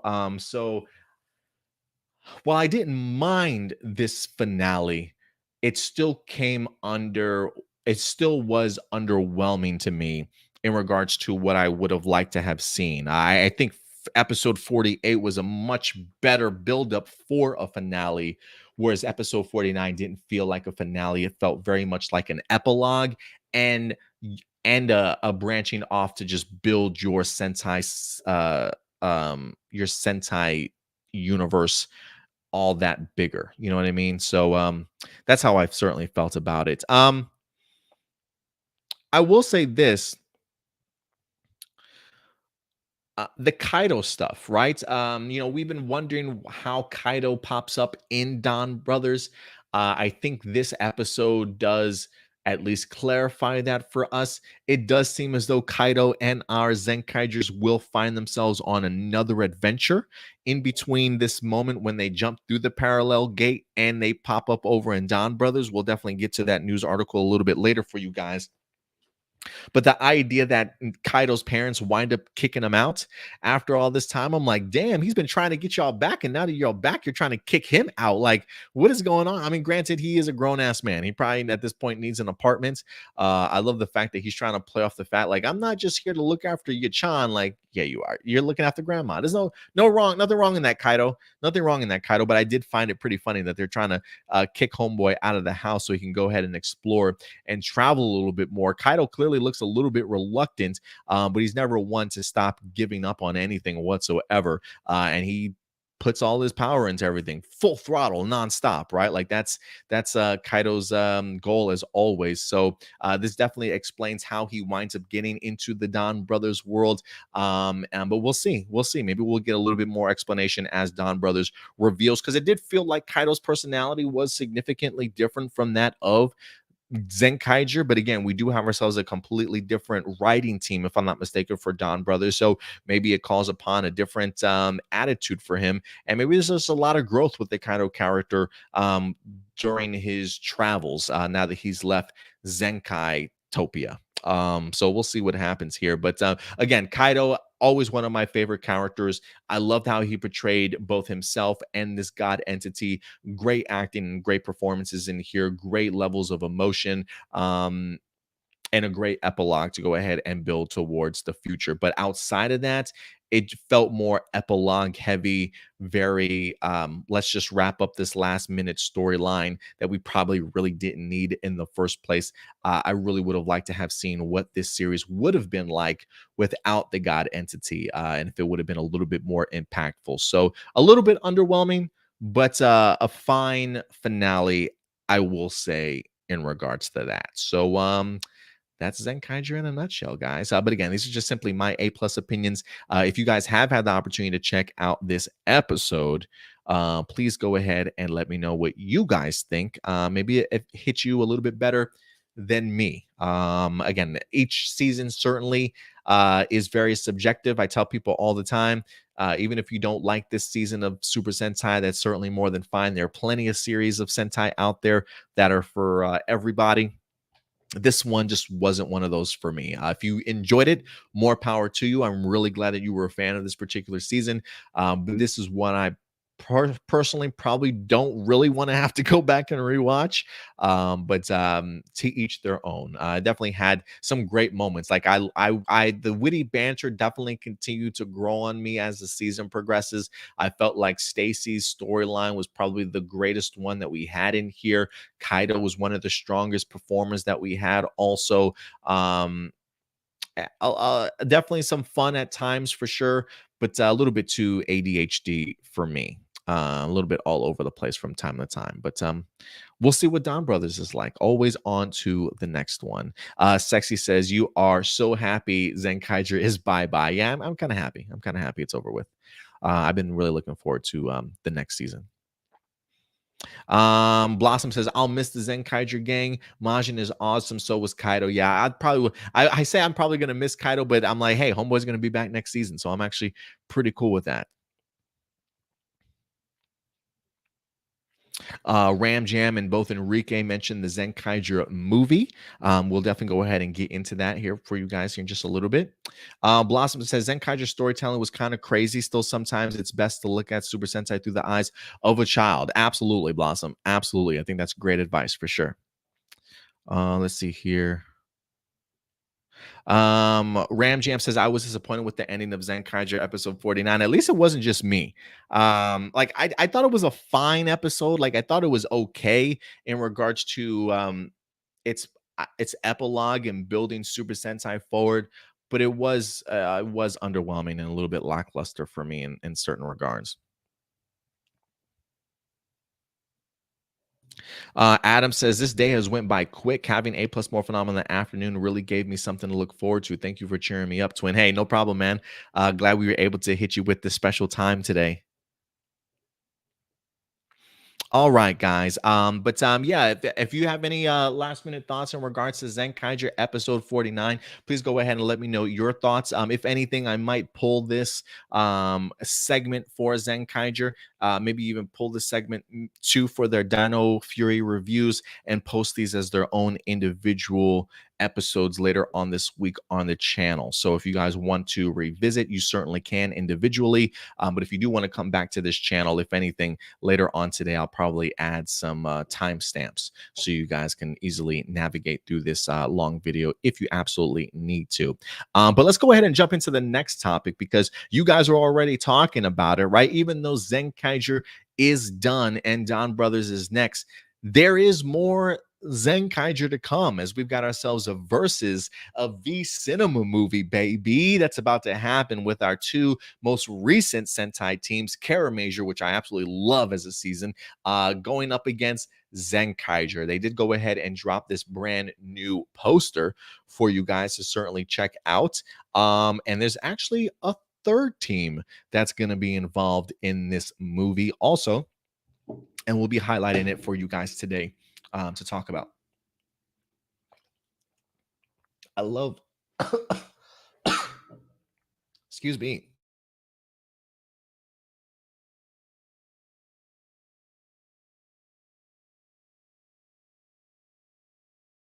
Oh, I'm dying here.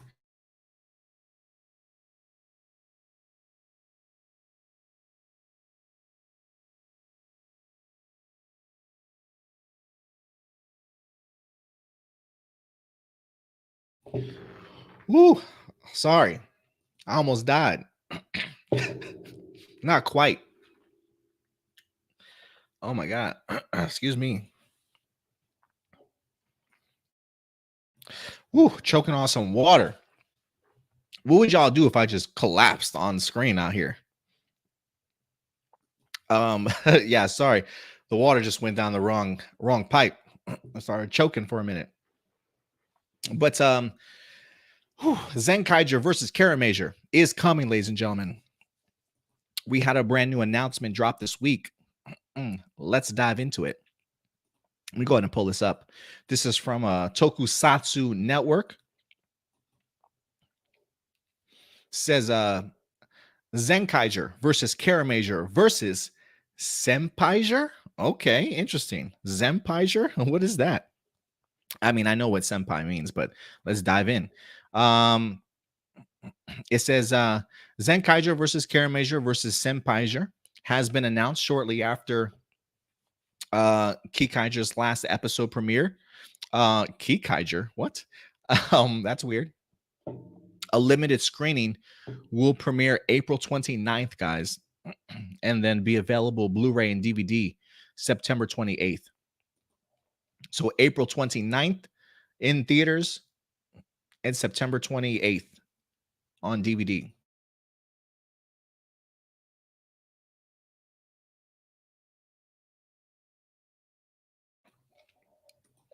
It does say the Zenkaiger introduced us to a great deal of attention for its never before seen team up between a young boy and 4 Kikainoids.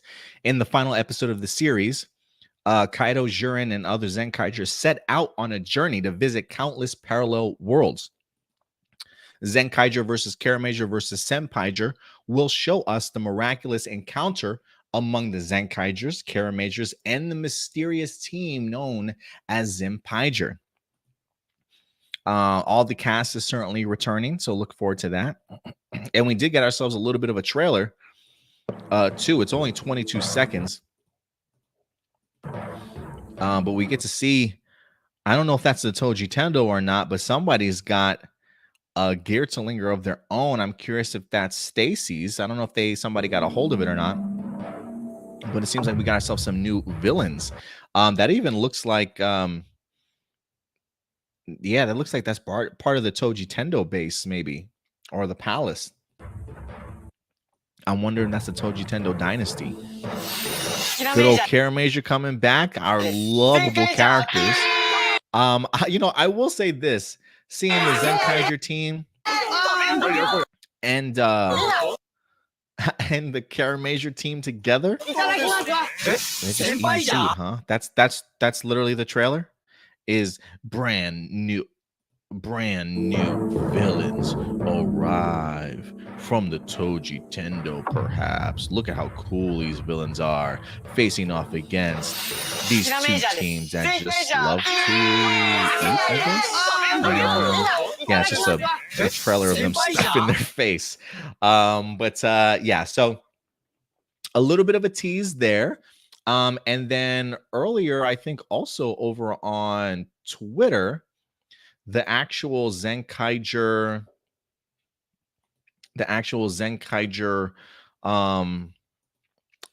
Twitter page actually revealed another tease. This one's 17 seconds long. Not much though, but again, more food and more fighting over food. That looks like that's definitely Kiramager Red. That looks like Zenkaiger himself.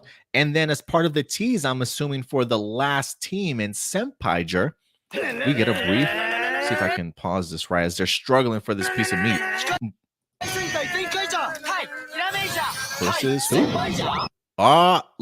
There's that third hand, and it comes in quickly. That looks to me like Go Ranger Red. That's what that looks like to me. And it's brief too. Like they don't even let Homeboy's hand come into the scene. Look how quickly he comes into the scene and it exits. It's like they don't even want you to know whose hand that is. Although I think we certainly all know for sure. You know, as far as like when they say like the senpai team, I do wonder what that can mean in the sense of like, are these like former leaders of past Ranger teams? You know what I mean? I mean, because it looks like we're going all the way back to like the OG team. You know what I mean? So it does make me wonder. Excuse me. it does make me wonder, like, who all the team members are going to be on this team, with the exception of Go Ranger Red, or Aqua Ranger, excuse me. But that definitely looked like Aqua Ranger to me. So we'll see what happens, man. I am looking forward to it. I am a little bit bummed, I will say, in regards to the idea that this movie drops after we've been invested in Donbrothers for a couple of weeks. I mean, trust me, once the fan subs for this movie drop, we'll definitely go ahead and talk about it, and definitely go ahead and review it for you guys here, to add to our Zenkaiger sort of playlist in regards to the episodes that we've reviewed. We'll definitely review it for you guys and post it up on the channel. But I really want to see how, if anything, I think not only do the Sinpaigers have me fascinated to see who all is going to be in a part of that team alongside with Aqua Ranger, but I also want to see just how well both these teams get along. I think both groups of characters have some really interesting characters, personality wise. And I kind of want to see how they all blend and mix with each other. Like Shiguru, like for me, I think Tommy Tomo and Gown should be pretty funny to watch. I definitely want to see Seiyo and Majin together for sure. I'm trying to think who else. Like Juro, I definitely want to see Juro and Kaido together. I think they would blend in pretty well too. Maybe even I'm trying to think of what would Shiguru and Vroom would be like. I wonder if, because of Shiguru and his acting and everything that he's into, I'm wondering if Vroom would just be so fascinated by it and wanting to learn everything that Shiguru learns, what he knows. So I would be interested to kind of see. I think for me, the selling point of this series or this movie is just the two great character personalities from both teams, and to see how well they're going to mesh or not. But it should be fun. It should certainly be fun regardless. But let me see what you guys are saying. I know you guys were just mentioning the idea of them returning.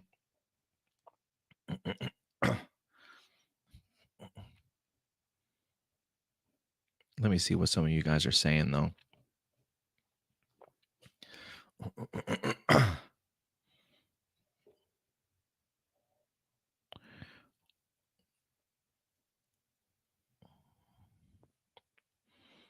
Doomsday says he full powered loves Zenkaiger. I'm glad that you did, Doomsday. I'm glad it's a series that really worked for you. Doomsday says Zenkaiger, Kiramager, Sinpaiger. I wonder who the hell the Sinpaiger is. And again, I do think that there's probably maybe a team of just past Rangers, maybe really important Rangers. Like I'm wondering if maybe Captain Marvelous might be up there. Aqua Ranger also. Maybe a group of past mentor Rangers. I don't know. Matthew says, "You okay? You need a paramedic or something, buddy?" No, I'm good. I'm good.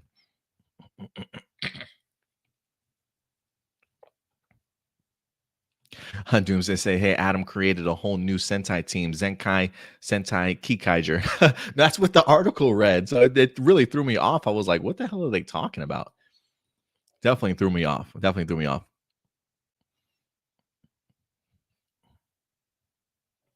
Enrique says, "Is the Senpai Ranger a team of past veteran Sentai teams?" I think so. I think it might be a group of past veteran Sentai leaders. Oh, you think it's Mega Red from Mega Rangers? See, I think my mind immediately went to Aqua Ranger.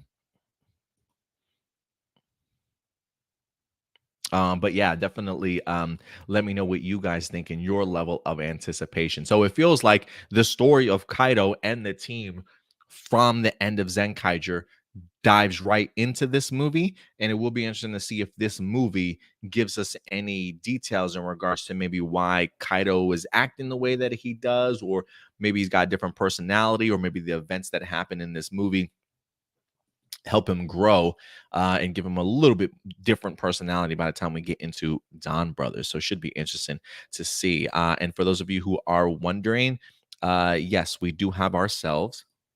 There is a preview, I think, for Donbrothers already. The episode drops today.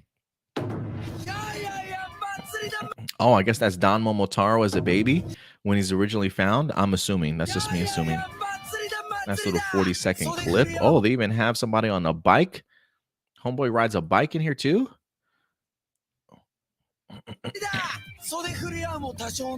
Don Momotaro, Inu's sister. I love Inu's sister's costume. Oh, and there it is. There's again too. There's the physical suit for Pink. Right? It's all about angles, with that camera to make Homeboy feel taller than he really is. I wonder if he's standing on boxes or stilts. But while we have seen him in CGI form, very much so a physical suit once again showcased. Oh, that's a cool shot of the villain. I love the look into this man's eyes. Again, I've always emphasized the idea of how I feel about human villains when it comes to Sentai.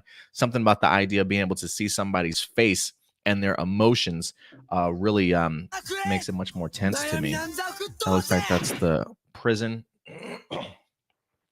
that Homeboy is trapped in. There's Kaido again. Oh, I love that saber glow. The edge of his saber glowing as he gets ready to cut Homeboy in half. That was pretty cool. So Kaido's back. Actually, this scene of the Zord looks pretty cool to me. Just I wasn't the biggest fan of the CGI battles that we got in Zenkaiger. I was kind of hoping that when it comes to Donbrothers, maybe there's a little bit of an advancement in regards to the CGI battles. Granted, I don't know where this could just be episode 1 sort of, hey, the villain that they're facing has forced them to go to like this digital world, or maybe they fight in a digital world like this. If it's like this, it looks great. Oh man, I can't wait to see that battle between Red and the villain.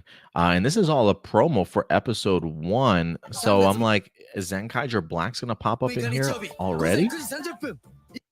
That's a cool shot. Tell me that's not a cool looking shot for that Zord fight.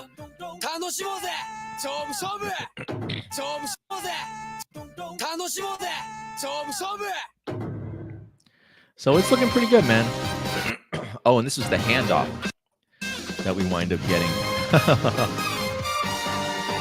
First off, I love this set that they are doing this on. This feels very much to me almost like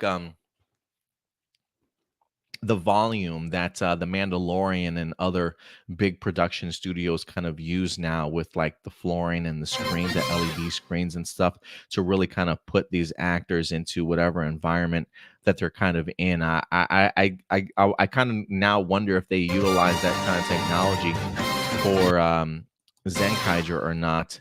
But regardless, I love the shot. Even if they aren't using that production technology, this is a pretty cool shot here for the handoff, if you ask me. So I'm really looking forward to it, man. I really am looking forward to it. It looks pretty good. When it comes to Donbrothers, the only thing that has me worried is the CGI, whether that be the Zord battles, even though the Zord battle in this promo looked pretty legit. But again, that's just one episode. We'll see what the remainder looks like. And then just the CGI characters themselves. I appreciate the fact that on close-up shots, it feels like there is sort of a physical suit that takes place. So the balance between physical and CGI will be interesting to see when the season progresses. And I'm kind of curious now if they are going to be doing the same thing for Inu brother, who is the small little, was it a dog? I'm wondering if close-up shots for him will also be physical, or if he's just going to be all CGI. So we'll see. We'll see, man. I'm still worried. I am still worried in regards to that. But overall, I'm looking forward to it. Hella looking forward to it. But next up, guys, our last topic before we go ahead and dive into your live viewer questions. The last one we'll get into, and it's something that we got into last week, but very briefly, we have ourselves a trailer for the upcoming animated Kamen Rider Fuuto P animated series. Now, this series is meant to be the sequel to Kamen Rider W. This story for Fuuto P is told already in manga form. So if you guys rather read it, it is available. But I believe they're taking the manga and they're turning it into an animation. They did go ahead and post the trailer for it along with some details. Let me see if I can pull this up here briefly. One moment. This is from tokunation.com. It says at last the teaser trailer has been released for the upcoming Kamen Rider project, Kamen Rider W Fuuto P. This project is a sequel to the 2009 series Kamen Rider W and features series leads Shicharo and Philip taking on a new adventure in their windy city. It says Shitaro will be played by voice actor Yoshimasa Hosoya, while Philip will be voiced by Koki Uchiyama, both reprising their roles from Memory of Heroes video game. So it sounds like they've done these roles before. They talk a little bit more about the cast that's going to be joining them also. And it says that Kamen Rider W Fuuto P will begin airing in August of 2022. So get ready, guys. August 2022. I love the animation for this. I truly do. I think the action is going to be absolutely remarkable, but it looks amazing, man. I absolutely love the animation. So we'll see what happens. But again, I believe that Kamen Rider W Fuuto P, I believe that this will be simulcast over on Funimation. Although, if I'm not mistaken, I believe this past week, didn't they just have a Funimation and Crunchyroll merger? So I am kind of curious, will Funimation still have its own app in the air there and Crunchyroll still doing its own thing there on their app? Because I am fully expecting Kamen Rider Fuuto P, based off of the announcement that we wind up getting, being simulcast over on Funimation. But we'll keep you guys posted as we get closer. I'm pretty sure we'll wind up getting more details. And again, this is just a teaser trailer.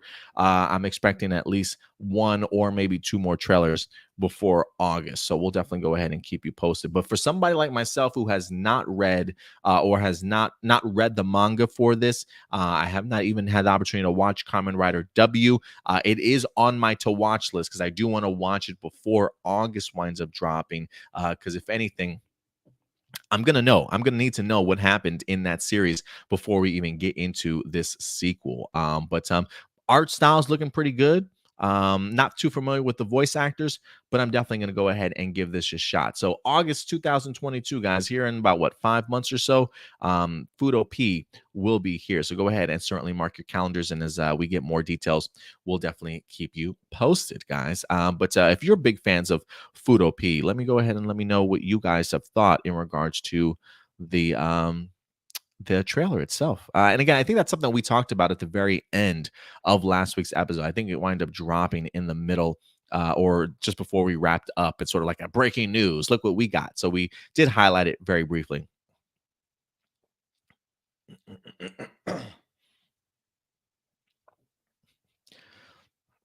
Usai, what's up, Usai? Good to see you in here. He says, "Hey, what's going on, bro?" He's a late start today, huh? Yeah, me and the girlfriend decided to try and spend some time with each other earlier on today. We had a couples massage that went extremely well, along with getting some sushi for lunch. So just spent some time with each other. So just push this off for a little bit later in the day. Adam Perea says Liana Ramirez just posted. She is in a new YouTube short film. She kicks ass. Yeah, Liana definitely does. She's so incredibly talented and beautiful, man. I'm so glad she gave me the opportunity to interview her a couple of years ago.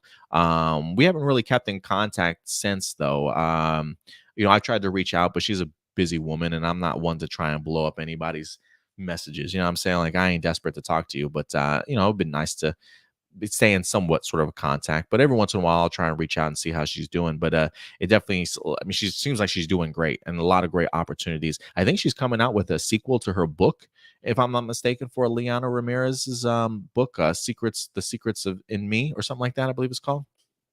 But definitely go ahead and check it out. But yeah, Liana Ramirez, always up to something, man. She definitely got something always working.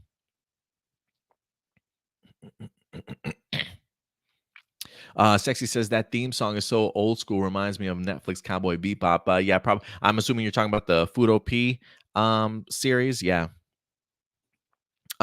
Enrique says, "Have you watched all Kamen Rider W series movies and specials?" I have not. I have not. Sexy says tomorrow is daylight savings time. Really? I did not know that. I'll have to check my calendar, but thank you for the heads up because my ass would have just been staying in bed. That's for sure. All right, guys, with that out of the way, we will go ahead and transition now over to your live viewer questions. And remember, guys, we are getting a lot more questions these days. Thank you very much, as always, for the participation. Certainly not complaining, but just giving you guys a heads up that our question emails are growing on a weekly basis. So again, going forward, the new law, the new rule is when it comes to live viewer questions, one question a person, one question a person. So certainly make it good. Before, I think we were offering 3 questions per person. That's just going to take way too long to certainly get through. So, since we do continue to grow on a weekly basis, thanks to your guys' support, 1 question per person going forward. And if you ever do have any questions, feel free to submit them over to a plus more phenomenal at gmail.com. Again, that's a plus more phenomenal at gmail.com. You can send them out to me throughout the entirety of the week, and we definitely will get to them at the end of the episode. So, let's do this, guys. Jessica Friedman coming through as always. Would you have liked to have seen the Rangers crossover with one of the spinoffs back in the day, like VR Troopers and Big Bag Beetleborgs? Yeah, I would have loved to have seen the VR Troopers at least. So yeah, definitely. Marcelino. He says, "Hey Adam, something I just thought of. Last year, Pokemon celebrated its 25th anniversary by making a 5-minute video montage of how Pokemon went from basic video game to a pop culture phenomenon, spanning across trading card games, anime, movies, Pokemon Go, and so much more. Link would be down below if you want to check it out. Well, thanks for the link, man. I think Power Rangers should do something similar to celebrate the 30th anniversary. What do you think? I love that idea. I do. For me, I would even go a step further. The idea of doing something like that for Power Rangers, 5-minute video highlighting where it's come, where the franchise has been, what it's been up to, and then at the very end, tease the future. Give us a glimpse of maybe concept art, a tease of maybe a clip, a concept, tease us of what's to come. By the time that 30th anniversary comes around, something like that, I think Marcelino would go a really long way. So hopefully they got the same mindset that you do and put together a little montage to celebrate Power Rangers. Michael Rhymes, what's up, Michael? Is it just me, but some of the people in the Power Ranger fandom who really want Amy Jo and the rest of the original MMPR cast back for the Hasbro reimagined are the ones who grew up with MMPR and don't care about the 25th plus seasons that came after and want back that was theirs? I mean, I'm sure some of them are like that. I'm sure that there are probably some people that yeah, I mean, maybe just only know MMPR. That's probably majority of the general audience, to be honest with you, right? I think that's who Amy Jo is probably trying to really appeal to the most. I mean, don't get me wrong. I mean, I know everybody in the fandom knows who she is, but I think the general audience probably knows who she is just based off of MMPR. And I think that there are some people that know her career, know her moment in MMPR, and don't know where Power Rangers has definitely been. I'm not going to say it's everybody that's supporting what Amy Jo did has that mindset or only knows MMPR or chooses to ignore. But I do think that's probably a majority of just the general audience of people that just support her in general. You know what I mean? Um, but to each their own. I mean, we've talked about this before. This part of me that does agree with her, but there's also another part of me that doesn't. Like I can see both sides to the situation. Like for me, I don't need them to be present and focused on, but there is a part of me that thinks an acknowledgement of what came in the past is important too. Like I understand the idea of you wanting to create and reimagine, and I want Hasbro to have as much creative control of their property as they possibly can. But I do think that there is an opportunity there that if Hasbro wants to acknowledge the past and what came before, they can. And I hope that they do. It doesn't have to be the first series, the first movie. You know what I mean? Like, I just think maybe the payoff could eventually be there to eventually introduce or at least acknowledge the OGs. Just the idea of acknowledging what came before in a brief sentence, in a brief Easter egg, just to know that Hasbro hasn't forgotten about everything, I think really would go a long way.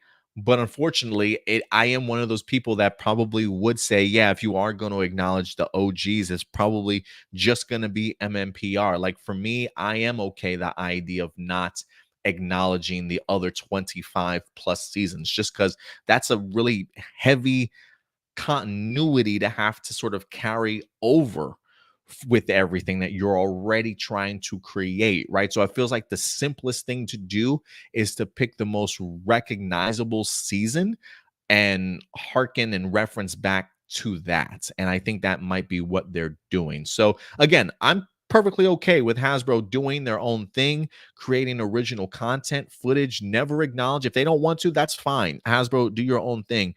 But there is a part of me that really would like that to be acknowledged, not focused, not main stars of the show or movie, but an acknowledgement of what came before, I think goes a long way.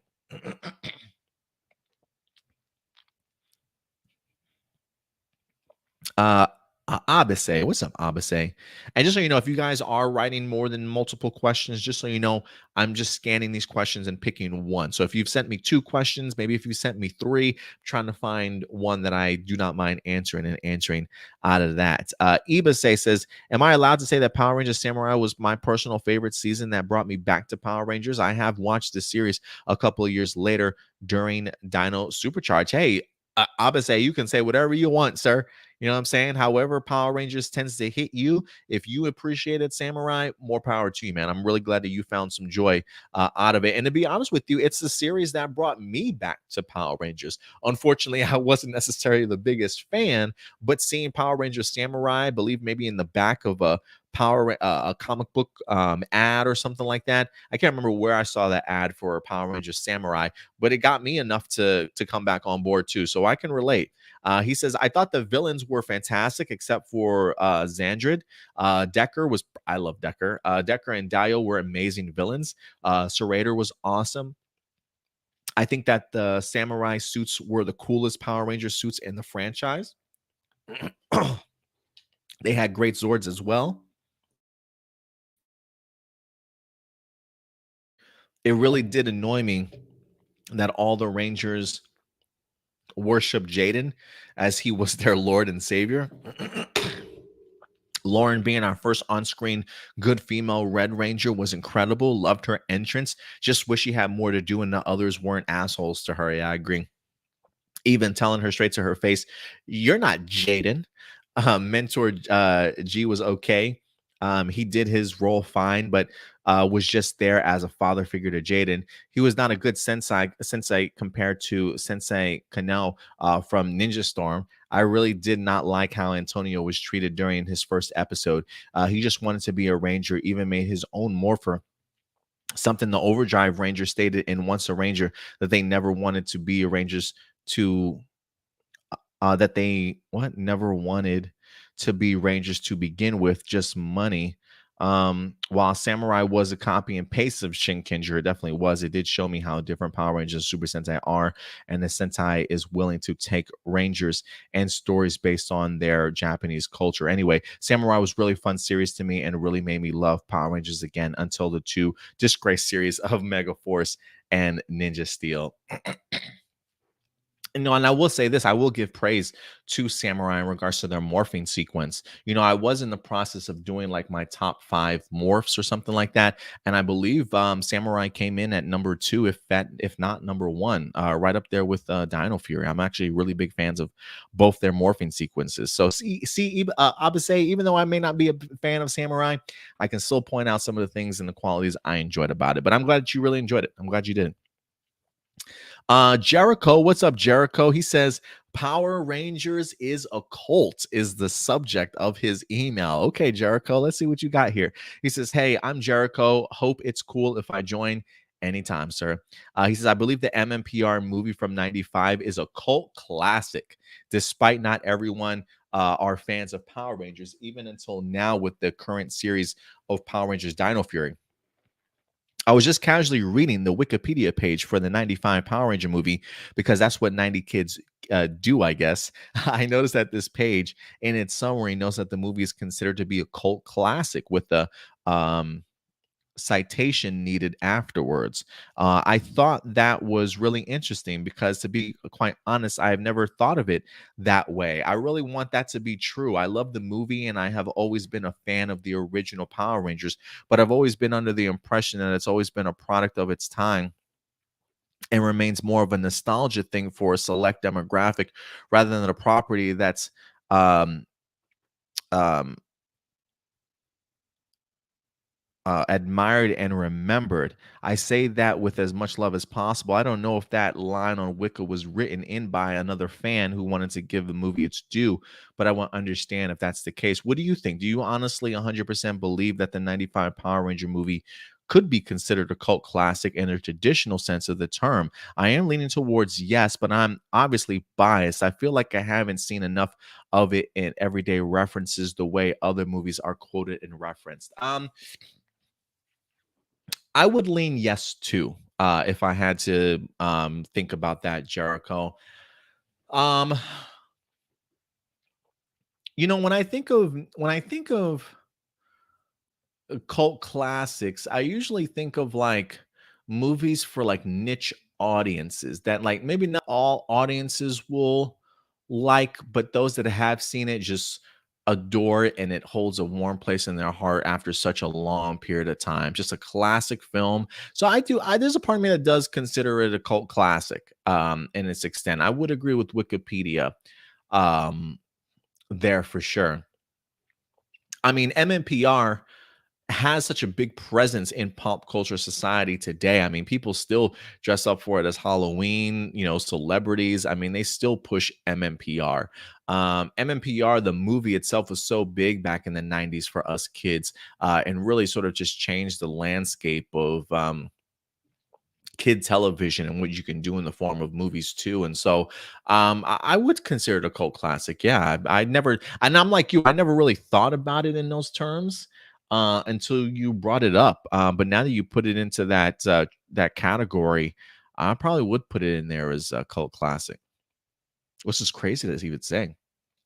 But it's one of those things too. Like I feel like you could probably like I literally just went back and watched it like 3 years ago for a watch along on our previous A Plus Opinions YouTube channel, and it still holds up in regards to enjoyability after all this time. Like I wouldn't put it past people if they say they like the 95 movie better than the 2017 movie. Like I really wouldn't put it past people if they feel that way, just because I think it's still one of my more enjoyable Power Ranger movies, as much as I really love the 2017 film.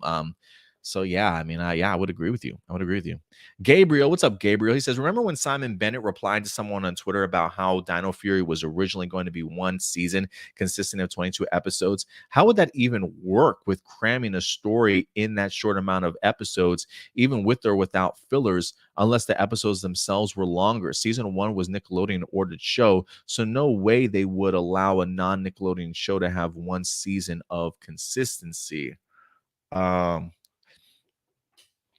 how would that even work with cramming a story in that short amount of episodes, even with or without any filler, unless the episodes themselves were longer? Following, you can argue that other shows on the CW, while some had 15 to 22 episodes, a lot of them were renewed for extra season. So I don't think that it would work with Power Rangers on Nickelodeon in any way until Netflix picked up the rights, especially if it was during the Neil Saban era, because a lot of those series were really bad. Um, so the idea here, I'm assuming, is we have to remember that Nickelodeon, we only had 1 year left on the contract for Nickelodeon, right? The contract was ending in end of 2021. And I think if I recall, we had finished Ninja Steel end of 2020, right? So then we started the year. So there was only supposed to be that 1 year because there was a time period where we were thinking to ourselves, man, is next season only going to be one season? And people were like, no, there's no way it was going to be one season. They're going to spread it out of two. So what are they going to do? Are they going to move the season the show somewhere else? They're going to stay on Nickelodeon and renew for 1 year, right? So I do wonder, it feels very much like, I wonder if they wrote it out to be a year. And then I wonder if maybe in between that, after it was written, maybe they got a call, or Simon Bennett and them got a call in the sense of, hey, we're actually moving off of Nickelodeon. Maybe Netflix is picking us up. I do wonder if Netflix ordered an additional season. And so Simon Bennett found him and his crew, realizing, okay, well, we've got the show written already. Now we've got to write 22 more episodes. And then I think the idea just comes in, here's our story. This is what we have. Is there any place we can kind of fill in those blanks and really sort of stretch this out as much as we sort of possibly can? So I don't know. I really would love to pick Simon Bennett's brain in regards to figuring that all out.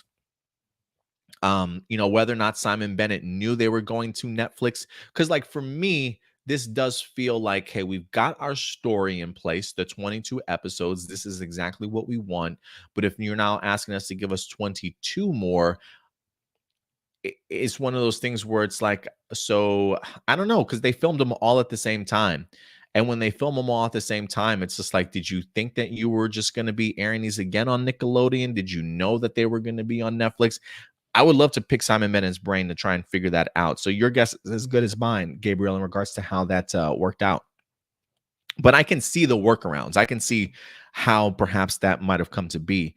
You also say, please summarize Real Soldier Legacy of Masters miniseries. Summarize it. Like, how do I summarize it? Well, look, we got the reviews for episodes 1 through 3 up on our YouTube page, but Legacy of the Master's Soul is really pretty much just a focus on the Masters. It's a prologue, a prologue before the Real Soldier series that focuses on the 3 distinctive masters and their apprentices and who they're training. And during this, there's a lot of drama in regards to our master rangers and things like that, and a whole story sort of unfolds. I'll leave it up to you. I would recommend checking it out, though. I had a blast with it. I loved it so much better than the actual series itself. Joey Thompson, if the rumors are true of Lord Zed once again returning for season 2 of Dino Fury, how do you think Dino Fury Rangers team able to defeat him when the MMPR team couldn't? Even this make a longtime MM fans be upset. Would this even make longtime Ranger MMPR fans be upset with a new team of Rangers defeating him, making Zed look bad as pathetic, even though this is a reincarnated version of the original Zed when he was still at his powerful state before marrying Rita and became goofy? That's interesting, right? Would you be surprised if Commander Shaw from Beast Morphers, her return in Dino Fury had to do with Lord Zed? Because we did see her staff, his staff in Grid Battle Force. Yeah, I think Commander Shaw probably will get involved when it comes to the Lord Zed storyline. At least I'm hoping so. That's kind of where I'm leaning also too. That's a great observation on the Lord Zed staff still being there at Grid Battle Force. So maybe that's where she plays her role at. So I do believe the rumors are true that Lord Zed will pop back up here again. There's even a picture, I think, of Simon Bennett that he went ahead and posted on his IG page this week or over on Twitter. That was a behind the scenes shot that had Lord Zed sitting on the throne of where Void Knight usually sits at Area 62. It was like a behind the scenes shot of like the stunt team, I believe, and the suit actors and things like that. It was a huge picture of everybody included in the season there. So I'm under the impression that means that Lord Zed is returning for season two. I could be wrong. This photo could have been taken during season one, but I'm under the impression that he will. And we've talked about this before. You know, would I be upset if Lord Zed got defeated by the Dino Fury team? I wouldn't. The only reason why I wouldn't is just because so much time has passed since that those MMPR days. I'm pretty sure technology, abilities, Zords and stuff have maybe become a lot more powerful than what they were even during that time period, if you will. But with saying that, there is a part of me that wants to see Lord Zed survive this season and go on to do other things and have other impacts in other seasons or other shows, whether that be the 30th anniversary, whatever we get, whether that be the Jonathan Entwistle stuff going forward, who knows? Um, but I could see some people getting upset just because of the fact that it literally took the power of Zordon to right things when it comes to Lord Zed.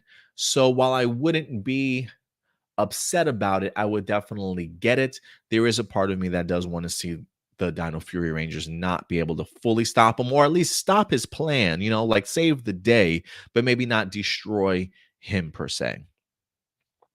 Next couple of questions. Francois Dupont. What's up, Francois? Hello from France. It is very early morning as I write this. Well, thank you very much for writing. What more would you like to see with Izzy and her girlfriend Fern? And how would you like Fern to eventually learn Izzy is a Power Ranger or not find out at all? I would like Fern to find out in an attempt of Izzy to save her girlfriend. Um, Give me another battle damaged Power Ranger helmet in the process of trying to save Fern, and Fern realize who's under the mask. I think that would be actually pretty cool. As far as what else I want to see from Izzy and Fern, probably not too much. I mean, just hanging out, maybe coming back from a date, going on a date or something like that, I think would be really cool. Last time we saw them go on a date, they were interrupted by Hobby and their friend. So maybe just going on a brief little date. It would be pretty cool to kind of see. How do you think Power Rangers will change on Netflix? I just think a lot more creative control will be given back to the writers. I think we'll see a push in storytelling, taking more chances, taking more risks. I do think that the formula and the format of how we view Power Rangers will significantly change. The kids programming stuff might keep that same formula, right? The defeat an episode defeat a foe every episode, a Zord battle every episode, sort of thing. But I do think it'll probably be more 100% original footage. Once the Jonathan Entwistle stuff begins, that kid programming I think will be 100% original footage. But we'll see. We'll see how it changes though. Ionis, Ionis, what's up, Ionis? He says, this is just me, but I don't want the reimagined Hasbro and Netflix Power Ranger project to be connected to the TV show's continuity.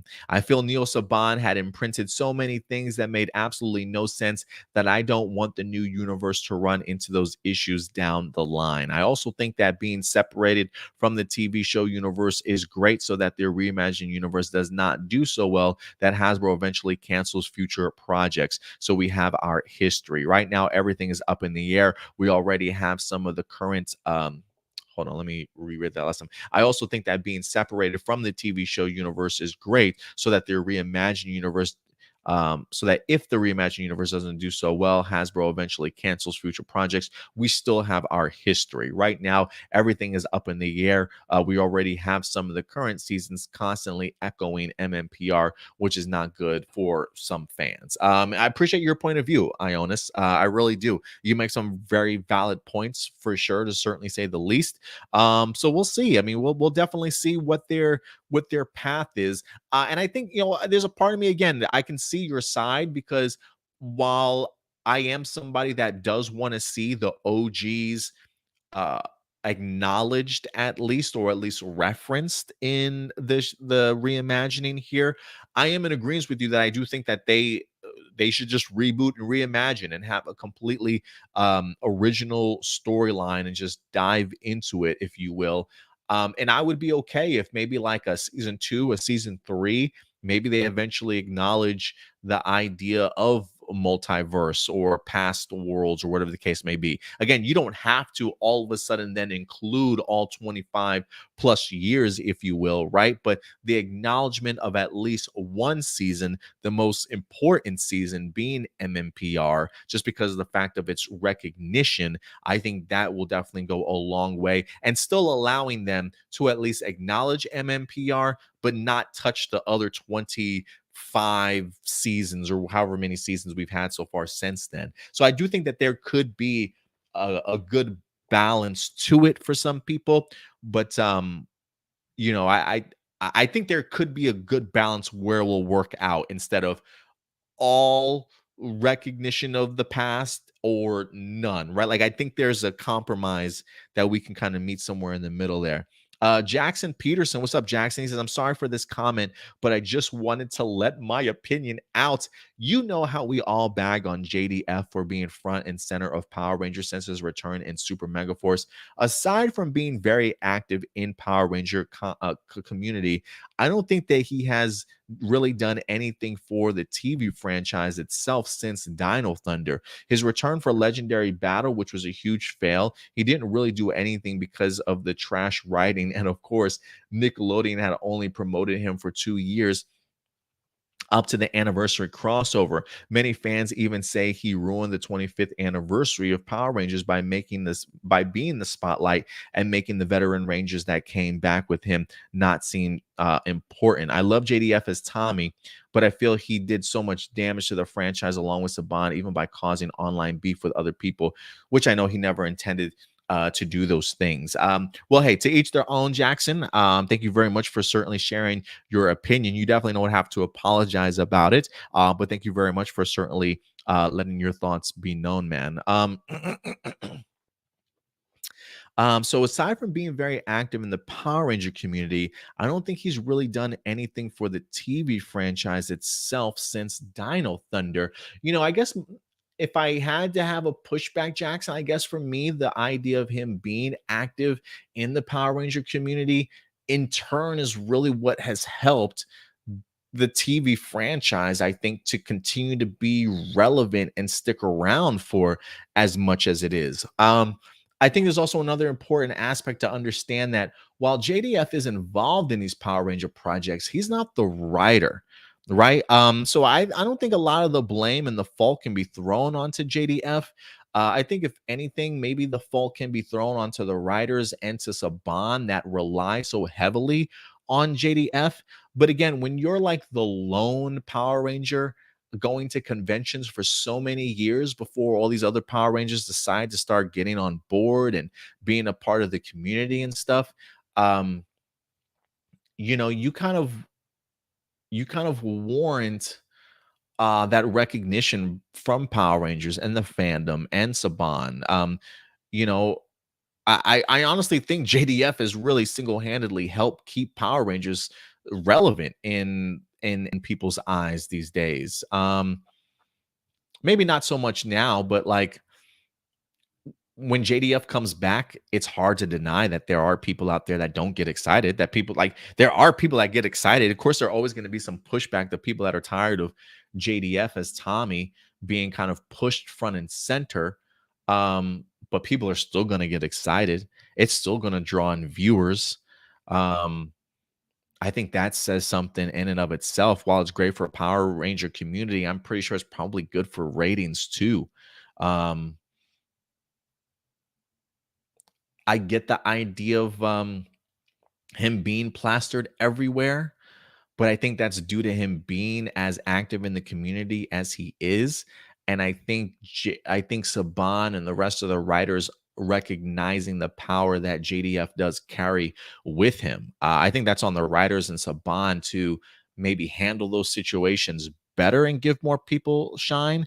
I don't know JDF personally, right? So I don't know if he's behind the scenes talking to the writers like, "Hey, cut this scene out, put me in there." "Oh yeah, no, no, we want put more of me in this scene." I don't see him doing that. I could be wrong though. I could be wrong. I've literally met JDF like twice in my life, but I don't know the dude personally.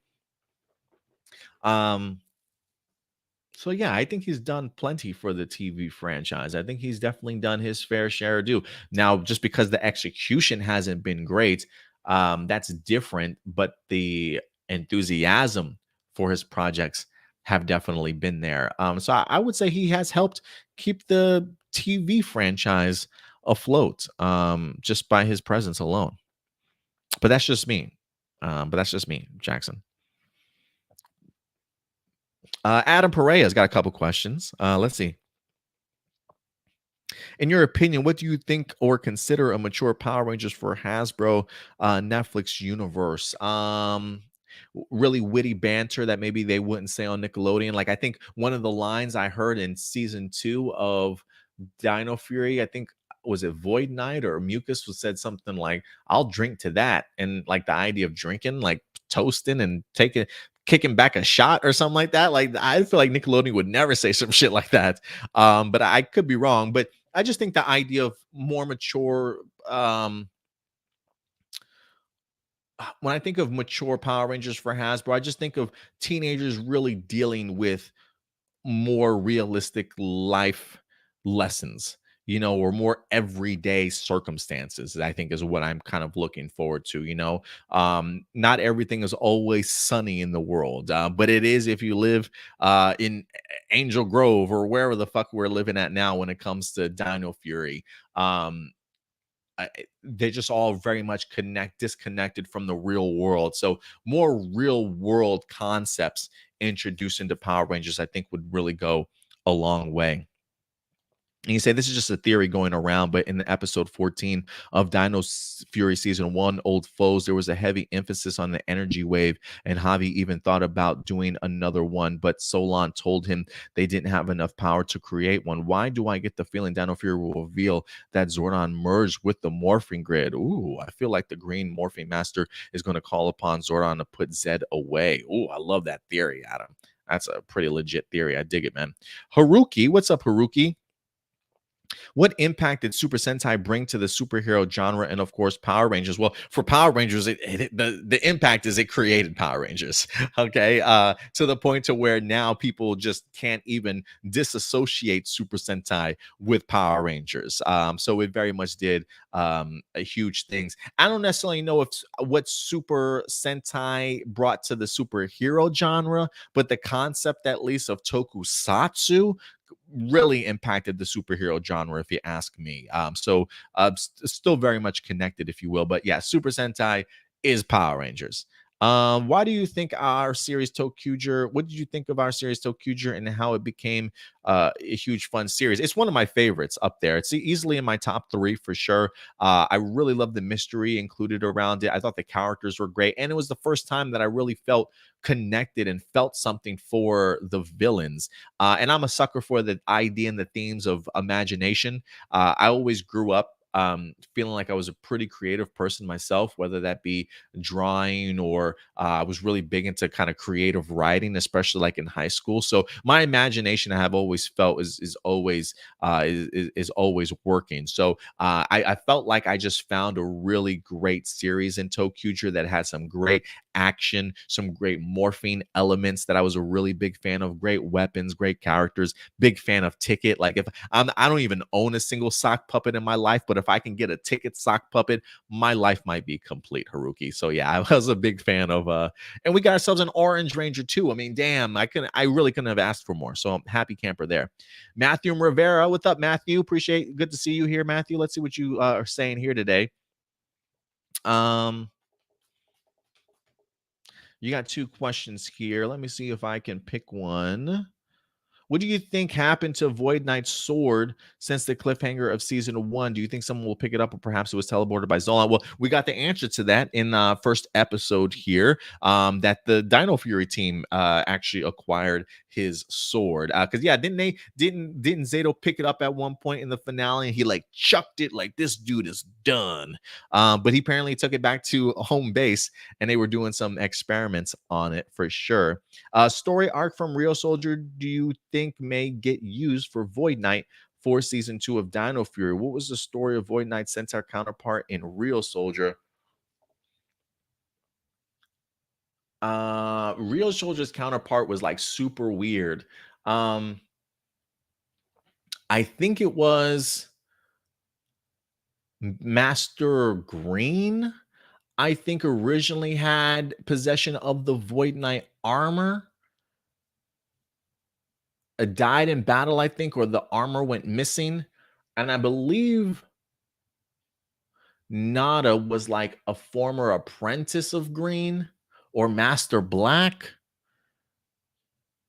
And he went searching for the armor to become the strongest. Because I think, was it Ko, or got the got the got the spot that he was supposed to get? And I think Nada's greed got the best of him, and the armor sort of absorbed him and stuff. Something along those lines. Something along those lines. So that's why I was kind of wondering who was under the mask when it comes to Void Knight here. Like if it was going to be a possessed armor also that maybe got the best of this dude also. But I don't know. I don't know. But the idea of the military badges or the medals of honor and stuff that this guy got, the long trench coat. Again, I don't know why I got General Schwartz vibes from Tokuger or some sort of like army veteran or leader. Like I said, maybe that's one of the reasons why I'm thinking maybe he's from RAFCON now. And I wouldn't have thought that before. Nicole Robertson, what's up, Nicole? Coming through with a question. Hey everyone, hope you're doing well and ready for the weekend. I'm not sure if you've talked about Power Ranger movie from years ago, but do you think why it didn't do so well was because it didn't have enough action of the Rangers in their suits, because it was a really good reboot with some changes of the design? So people who grew up just watching MMPR felt it was an insult to the series for creating a modern day reboot, while those who still watched it now enjoyed it. Yeah, I didn't see it as an insult. I honestly thought they handled themselves relatively well. I actually thought RJ Seiler's Billy was probably one of the best iterations of a more modern day version of those characters that we had seen. I was really impressed. I think RJ Seiler for me was my biggest takeaway from, as far as all the actors out of that particular movie. I absolutely loved it. But I think you hit the nail on the head, Nicole, in regards to why it didn't do so well. The character work was there. The pacing I thought was really there, really building up the storyline, and the characters really worked. Great bonding between them. Even loved Bryan Cranston as the voice of Zordon. Really cool to kind of see things come full circle for Bryan Cranston when it comes to Power Rangers. But or Billy Cranston, excuse me. But I will say this: if anything, that's what was lacking, was in fact the action. It's almost like the movie forgot that it was had some superhero elements into it, and like last minute, it's like, how much time do we have left for this movie? Oh shit, 10 minutes. Oh, okay, okay, just throw some shit in there. Throw some shit in there. That's kind of what it felt like, and it's really missed the mark. Really missed the mark.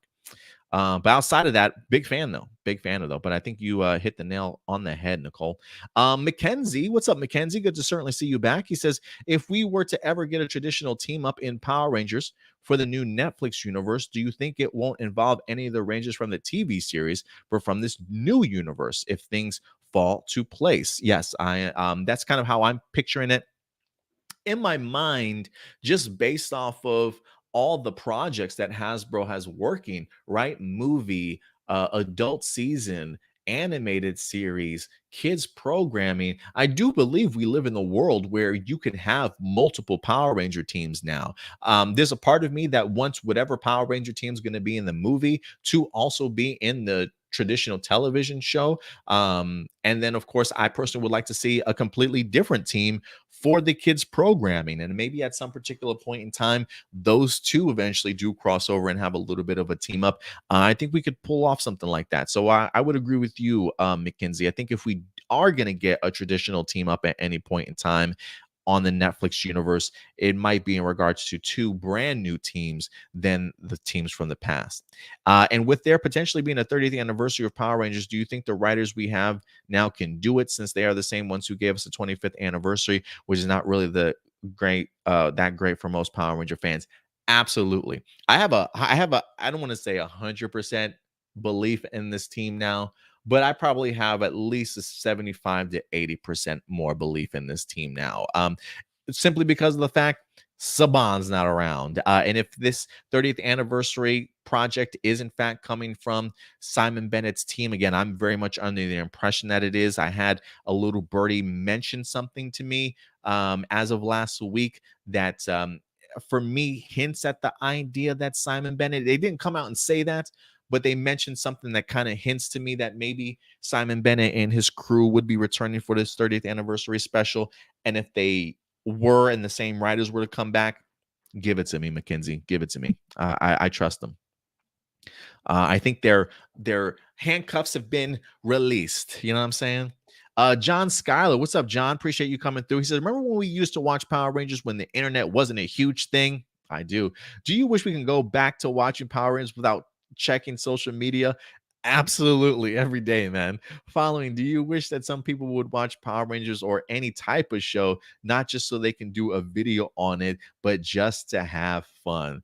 Trust me, man. There are plenty of times when I love doing what I do, but there are plenty of times when I'm like, do I really gotta do a damn video to this? Like, I just want to enjoy something to enjoy it. You know what I'm saying? Not necessarily all the time have to do a video in regards to it. So I feel you. Like, it's the same thing when it comes to like wrestling for me. Like, I miss wrestling before the internet. Because now the internet has just caused so much division, so much inside to everything, that now we've got this mentality of I gotta know everything before it even happens, right? Like, I gotta be the first person to know the inside details. And sometimes that kind of takes away the luster and the magic and the pure enjoyment of it all.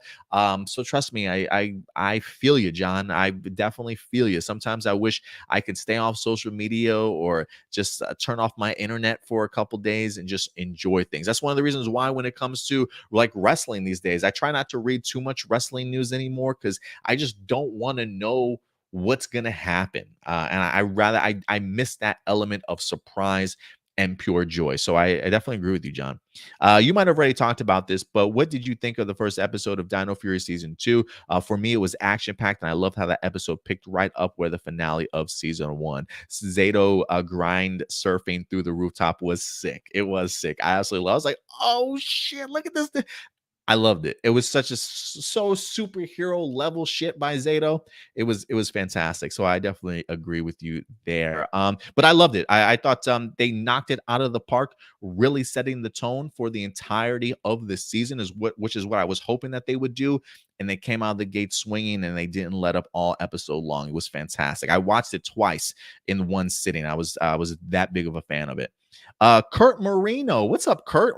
Somebody new here once again, man. Thank you very much. He says, hi, I'm Kurt. I found your YouTube channel when I was watching some clips of the brand new Batman movie, and your talk show regarding Marvel and DC. Saw that you also had another page for Power Rangers. There's something called Super Sentai, which I'm not very familiar with. What are your hopes for the future when it comes to Power Rangers, and what was the franchise done to and what has the franchise done to so many people since the original MMPR, and why is it still as strong to this day? Thanks for answering. Well, look, on the somber note, Kurt, I don't necessarily know if Power Rangers is as strong as it is today as it was back in the 90s, but the fact that it's still chugging along for 28, 29 plus seasons says a lot.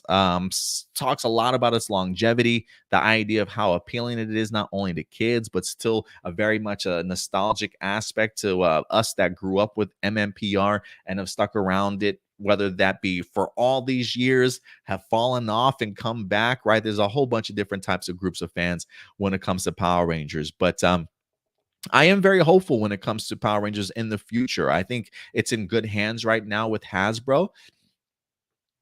At least it feels that way.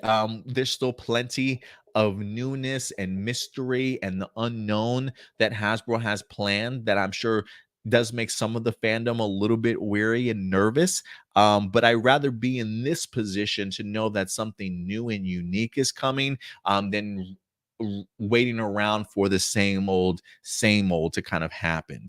Um, so for me, I hope Power Rangers is able to capture that new attention once again. I would love to see it back into that limelight and that shine that it had back in the 90s, and really just finally be creatively free as it wants to. Because I just think in a day and age right now, where the idea of the superhero genre is just taking off. I think there's just so many great storylines and topics and things that Power Rangers could really get into if it didn't have to worry about Sentai footage or being burdened by being an adaptation instead of something original. So I'm really hoping that when it comes to Hasbro, that the future will definitely be bright and get a lot of these fans back into Power Rangers once again. But thank you very much, Kurt. I'm really glad that you found the channel and certainly hope that you stick around, man. Chris Crossman, crisscross, jump up, and get down. That's not even, is that Chris Cross? That is Chris Cross. Chris Cross, he's got a couple questions. With season 2 of Dino Fury already here, would you like the Rangers to see Void Knight identity? And how do you think Void Knight reveals himself to the Rangers? Maybe Zato ends up recognizing him. For me, in a battle would be great. His helmet coming off and him being revealed. It would be interesting if Zato does recognize him. He did already ask Void Knight, where did you get that armor from? So there's a part of me that thinks that maybe he doesn't recognize him, but then again, he just doesn't know who's under the armor. Seeing the military garb that he was rocking with the medals makes me think that maybe he might be a past leader from a Rafcon's military or something like that, or maybe an opposing planet's military. I have no idea, but I'm hoping maybe in the middle of battle, his helmet comes off and it reveals who he is. For me, I think there's a lot of story to be told there, because I do think that maybe I would be curious to see if the Power Rangers, if they find out what Void Knight's plan is, his idea to bring back his love. I do wonder if the Power Rangers would have a different feeling towards that, the case of not trying to stop him, but help him. And then maybe things get a little bit too out of control and Centaur comes awake and it's like, oh shit, what do we just do? So I don't know, but I'm looking forward to it though. If you could, what Megazord from any Power Ranger series would you like to see combined with the Zords from Dino Fury or even the past weapon you'd like Dino Fury team to use, considering the legendary Ranger database since season 1, episode 14? Any past? Give me the classic. I'm a sucker for blasters and bazookas, so give me the classic. I know you people are gonna roll your eyes more MMPR, but I want that classic bazooka, guys. I want that power blaster or whatever it was. I will say this. I did peek into episode 2 a little bit. And the reason why you bring this question up, Chris, because it does remind me of a moment in episode 2 from season 2, where they're deciding how to utilize the spare parts that they have left over to create like a former inspired MMPR weapon. And a part of me was thinking, please bring me a bazooka. But I was also thinking to myself, going back to what is it, Beast Morphers, where they had the Tiger Fury mode. Is that what it was, when Devin had the claws and stuff? I was just thinking to myself, wouldn't that be dope if those were just the prototype for the Battleizer that we eventually do get? Because they're almost kind of familiar, at least in the sense of like the shoulder pads, I believe, and the claw, because the Max Real Soul has a gigantic claw. Like for me, it would have been cool if they utilized that Beast Morphers, that Fury mode or whatever the claw Battleizer that Devin had for like 1 or 2 episodes. I would have loved to have seen that as a prototype and upgraded into what we're going to be getting in that Dino Night mode. Johnny Marrero. Hey, Adam, two questions. What was your favorite episode of season 2 of Dino Fury so far? The first one. That's I've only gotten through the first 2 episodes, but the first one. And what do you want to see in the final batch of Dino Fury season 2? Balls to the wall action. I want to see Simon Bennett and them really pulling no punches, no filler episodes in the second half if they can. If they can just really keep that momentum building, just straight on through. That's it. That's the only thing that I ask. I trust Simon Bennett in regards to the storyline being there and the action and stuff.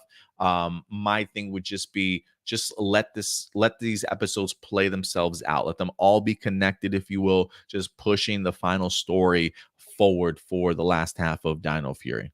Don't pull any punches, Simon.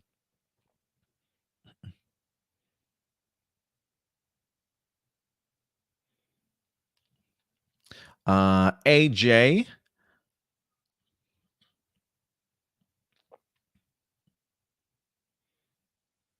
I will get to your first question, AJ, instead of the backup ones. Um, He says, first off, I just want to let you know that this was not an easy topic to talk about, but this is how I think Trini should be used or written in either Jonathan Entwistle's reimagined Power Ranger universe or David Yost's Quantum Continuum. I think you probably have a better chance of that being written in David Yost's one. I don't see that happen in Jonathan Entwistle, but I haven't seen anything Jonathan Entwistle's created yet. He says, I would have Trini be remembered as not only a Power Ranger, but also as a martial artist and an ambassador of International Peace Conference. Trini fell in love with protecting people by doing humanitarian work in Sweden, where the Peace Conference had been since it was established in MMPR Season 2. And she found a husband there and had a family of her own. Trini became an ambassador in Sweden by creating tons of nonprofit organizations for people who don't have much things, and even became co-owner of a free martial arts studio to teach children self-defense, which was also a place for kids to hang out after school or don't have a place to be looked after while parents are at work. We see pictures of Trini and her family and stock footage from her from MMPR. We learn also that when Trini gave birth to twins a few years after having a son, perhaps named Billy, showing that she and Billy had always been close best friends. That would be pretty cool. Trini had unfortunately passed away, giving birth to her twin daughters. Okay. She and Billy have had a special friendship since they were in high school, that Billy kept in touch with her family since then, even when Billy moved to Aquitar. Billy forwards the unfortunate news to the rest of the MMPR team of Jason, Zach, Kimberly, and of course Tommy. We see the original Rangers reunite and they give their condolences and tribute to Trini at a closed casket funeral. We see that Trini's son is still very upset about losing his mother and that he promises her to always be the young man she raised. We learn that Trini had told her husband and her son that she was indeed a Power Ranger and seen. You know what, AJ? I love it, man. I love it. Definitely fill in the blanks of where her time has been, allowing Trini to also have like another generation of her to kind of pass on things to from her own life, but yet still being recognized by the Ranger team, keeping that connection and friendship with Billy, I think really would go a long way. So I like it. I do like it, AJ. I rather it be that in the David Yost Quantum Continuum. When I think of that, that's where my mind my head goes to, and it is one of those things that I do hope that they are using this as an opportunity to tribute to training. I think it would be really great if David were to do something like that, but we'll see. We'll definitely see. Questions by Brittany. Is this a new segment, Brittany? We got Brittany's answering, sending us some questions here, guys. It says, hello, everyone. Hope you all had a wonderful week. Greetings from my hometown of Albuquerque. What do you think of our two incredible Lady Rangers of Amelia and Izzy on Power Rangers Dino Fury since they first debuted? And what are you hoping to see from them the rest of the season? I've absolutely loved them. I think they've been pretty incredible. I'm not one yet to go ahead and look. I know there are a lot of people that love them, some Amelia, even some Hunter Dino. I've seen people out there praise her to the high heavens, putting her against, you know, pitting her even higher on the list than some of our OGs like Kimberly herself. You know what I'm saying?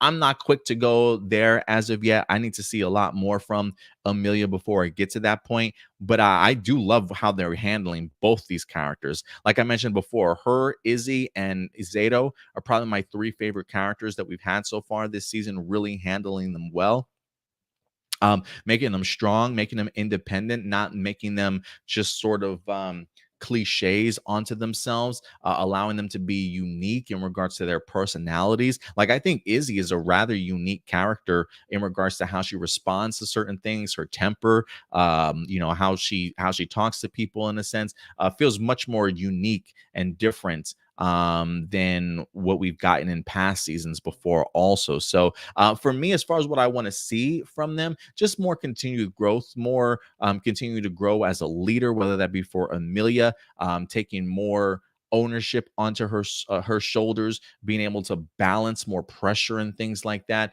I wouldn't mind seeing her become more of that take charge attitude here in season two to really showcase her muscle and her worth. And when it comes to Izzy, just continuing to be her. I feel like they definitely focused on her a lot when it comes to season one, with the whole first moment of the ripping off the skirt, then giving her girlfriend. I mean, who knows? Maybe when it comes to Izzy, maybe she wins another marathon or a really big sport, athletic thing that she enters herself into would be pretty cool to kind of see. And just her continuing to push herself and take herself seriously. Please list a few of your favorite female villains from Power Rangers history, if you remember their names and their seasons. Trakina definitely is up there. Corone, or I should say Astronema, is definitely up there. Um,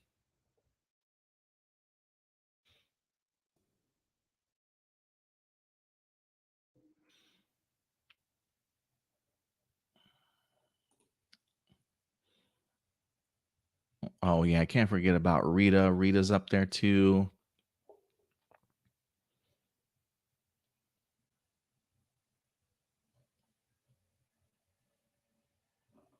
Let's see here. Those are just some of them right now. Top. Those are the three that really kind of just jump out to me, though. Let's see here. Who else we got? We got like maybe four more emails. L'Oreal, what's up, L'Oreal? How excited are you about the new Sentai? I'm really excited. I'm worried about the CGI aspect because I am concerned that maybe I'll be sitting here watching the episode, really loving what I've seen so far, and then I'll see like this horrible CGI fight sequence, and it'll make me cringe, and then just like ruin my mood for the rest of the episode. That's what my biggest worry is, but I'm very excited about the season. I'm still psyched about Oni's sister sharing the same talent as myself and my sweet Babu. Yeah, I think Oni's sister, Don Momotaro, and Inu Ranger, I think, are going to be the three that I'm really going to be focusing on. Remember the Giga Tokusatsu series? Since they're comic and video game characters in our Tokuger adaptation, the kids don't know this yet, but they're real, but from another Earth. How's that? Oh, that's interesting. Giga Tokusatsu series. Yeah, I do. Let's see here. What else we got? Alexander Rosario. He says, "Hi, I'm Alexander. Appreciate you coming through, Alexander." He says, "I saw some of your videos about Power Rangers and Super Sentai from 2 years ago with the evil computer virus plot. What do you think of some fans wanting Power Rangers to stay as a small fandom despite there being a brand new universe in the works, and they are afraid of the new universe will bring SJW? I'm not really familiar with that term, nor care for it. Elements which other superhero shows already do annoy some people. I mean, look, Power Rangers to stay a small fandom. I think if anything, it's probably just the idea of taking away something that we've become so familiar with that upsets people. Super Sentai is Power Rangers. Power Rangers is Super Sentai. It's hard to sometimes imagine the idea of separating those two and pushing Power Rangers into a much bigger world that it hasn't really experienced in a very long time. I think, especially if we've been sticking around with this franchise for so many years, we can get trapped in that idea of hey, it works. Why fix it, right? Or why change it? Some just people like things the way that they are, and some people just don't like change. And some people think Power Rangers is fine the way that it is. For me personally, though, I'm definitely not under that opinion. But some definitely are, and some wanted to keep it small. For me, I want to see Power Rangers brought back to its glory because I feel like where Power Rangers is right now, the idea of wanting to keep this fandom small just means that you've got a time period left on your fandom, that it's just going to continue to get smaller and smaller and smaller until like nobody until it's not on air anymore. You know what I mean? And for me, I truly feel like that's just doing an unfair justice to a franchise that we say we love and appreciate.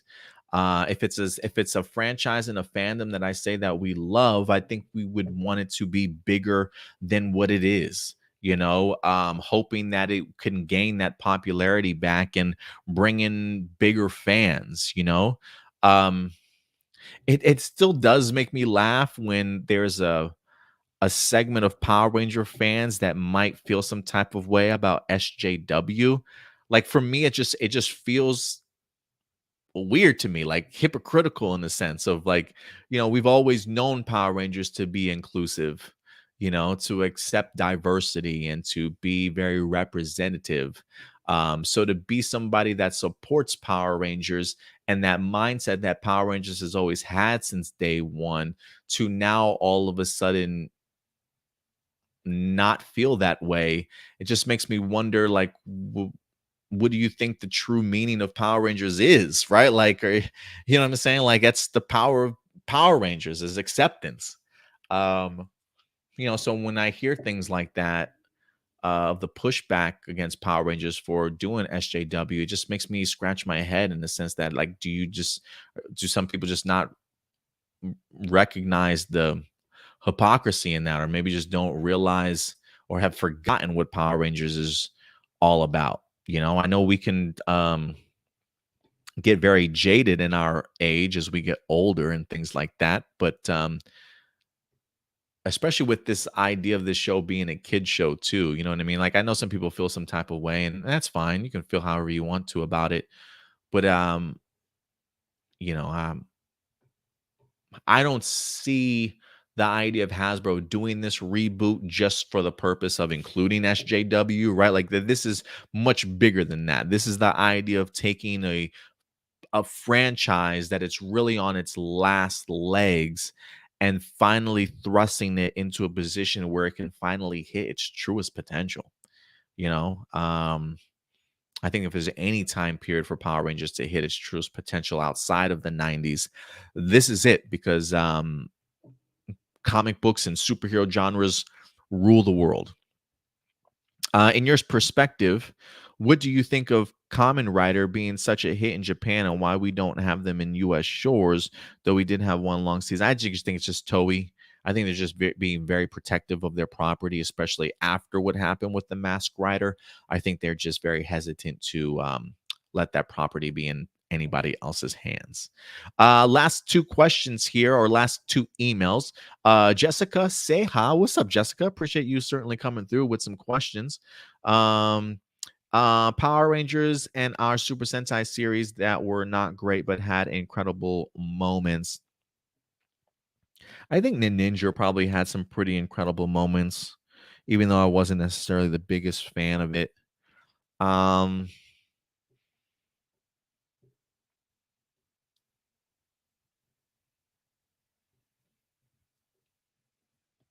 let's see here. Power Rangers, not great, but had some incredible moments. I feel like there's a plethora of like Disney Plus series, not Disney Plus, but Disney Power Rangers series that were like that I didn't find great, but had some incredible moments to it. Like there are some incredible moments that I really enjoyed from Mystic Force, but I didn't find that season great. Thoughts on when Dino Fury was first announced, then became official, and where we are now. It's been a great journey. I remember my hesitancy and my displeasure in the idea of dinosaurs again. But, one of the things that I quickly realized after that announcement came was, we are talking an adaptation here, right? We're talking about taking the best pieces of a season and adapting it and making it into Power Rangers. And the best parts of that Super Sentai season was the action and the Zords. And so now that you take those two great elements and you combine them with now a brand new, fresh showrunner, um, it's been magic, man. It's been a really great ride so far. So to go from where a lot of us I think started to where we are now, I'm pretty sure there are plenty of people like myself that a first initial thought was, ugh, dinosaurs, and now we're fucking loving the series. So yeah, definitely. And last set of questions here from Kara Hartnett. What's up, Kara? Good to certainly see you in here. A lot of new fans, I feel like a newbies to our channel, and very appreciative, guys. Thank you so much for all the questions and showing your responses and activity, and hopefully you guys will join us for some live chats too. But thank you guys. It's always great to see our channel reaching other people. Kara, last couple questions, says, just saw your video on the original Pink Ranger on YouTube and I really enjoyed it. Thank you. It actually got a lot of views. I was surprised. What were some of your favorite moments of Kimberly in the original Power Ranger series? Anytime she flips. No, I'm just kidding. And if she were to ever return to the TV show, what do you think she has been up to since her exit in Mighty Morphin season 3? I hope she eventually went on to the Olympics and became an Olympic gold medalist for gymnastics. I think that would have been pretty cool. Um, Hopefully she became a mom and had a great family, but I don't know. It would have been cool if she somehow continued her vigilante superhero ways on the side and still managed to juggle having a family for herself. Whether that be she got her Ranger Slayer powers if you're in a different universe, or whether or not she acquired her Pink Ranger abilities once again, or become another Power Ranger somewhere down the line. I, I don't know. An Olympic gold medalist in my head really works for me when it comes to Kimberly, but I could be wrong in regards to that.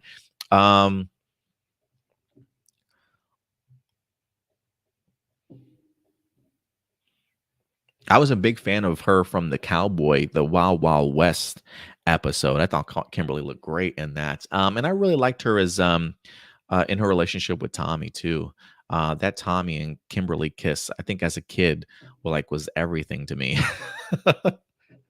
I loved I was a big fan of their relationship growing up as a kid in MMPR. I'm trying to think of other big moments that really stood out for her. I know she definitely had her own. The body swap scene with her and Billy, I thought was fantastic. Really love that stuff. Um, what two group of ladies from Power Rangers or Super Sentai left a great impression on you since then, and even with the current female Rangers? What two group of ladies from Power Rangers or Super Sentai left a great impression on you since then? Luca, definitely from Zenkaiger, left a great impression on me.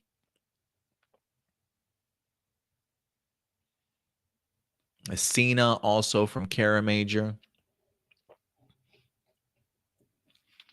Power Rangers, Gia from most recent stuff. Gia definitely did. Um, Zoe definitely did. Amelia, definitely Amelia, and um, Izzy too. They've had some memorable females. And Sarah, just from Ninja Steel, just because she was incredibly hot. But other than that, that's really about it. What two group of ladies? I'm trying to think of as a team. Definitely Amelia and Izzy as two powerhouse females on the same team. Sayo and Cena, I thought really went a long way. Also, I even liked Luca and him together too. I really wish Zoe had another female on that team, because I would put her in that category too. I love me some Jacqueline Sislowski. Brian Lee with the last minute question here. Did you watch episode one of Dino of Don Brothers or not? No, I did not. I don't simulcast Super Sentai. I believe the episode just dropped today in Japan. So I've not had the opportunity to actually check it out. I don't watch Super Sentai episodes live. I don't understand the language, so I have to wait for it to be fan sub. So unfortunately, that type of stuff doesn't usually come until like late Sunday, early Monday, if I'm lucky, or late Monday. So it's hopefully have it ready by Tuesday. But so no, Brian, I have not watched the episode yet, but hopefully I definitely will this week. And if anything, you can probably expect the review up Tuesday or Wednesday, depending on when I can get my hands on the fan sub. But yeah. All right, guys. I think other than that, I think that will certainly do it for each and every one of us on all the emails that we had today. So thank you very much, guys. We got through all of our emails. I appreciate you guys' continued support. Remember, when it comes to live viewer questions, one question a piece per person. It would really go a long way in regards to getting through some of these questions in a more timely manner. To everybody that was brand new in giving us live viewer questions, thank you very much for continuing to show your support, joining this channel. If you haven't subscribed yet and you're looking for a home for more Power Ranger content and Super Sentai content, this is definitely the channel for you. So please hit that subscribe button, and hopefully we'll see you guys with more questions and maybe pop up in our live chat at some particular point in time also. Plus, if you would like to join us, you can also follow us on our Discord forum community if you'd like. I did go ahead and put a link in the description box below. If you've ever taken part in a forum community online, that's exactly what a Discord is, but it's like an app on your phone. It's a way for us to certainly keep in contact and communicate outside of this YouTube channel, where we can talk not only Power Rangers and Super Sentai, but a plethora of other tokusatsu topics, along with regular topics like Marvel, DC, television, sports, music, whatever the case may be. Feel free to join us over on our Discord community. Again, there is a link in the description box below for you guys if you would like to do that.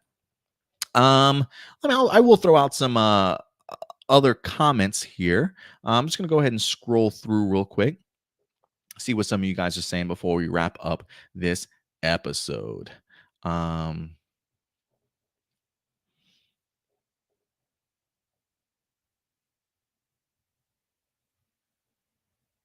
mm, mm, mm. He said, Sexy, what's up, Sexy? He says, I think Simon meant written at the same time, not filmed. Season 2 was filmed after Christmas break of 2020, according to Chance's Instagram. Oh, yeah, no, I know it was all written at the same time. I know it's not filmed at the same time either. I was just talking about just kind of figuring out how. Never mind. Never mind. Let's see here. Byron, what's up, Byron? Good to see you. Says Zato by the end of season 2 could be in my top 10 for best Red Rangers. Oh, very nice. Confidence. I love that. Love to hear that.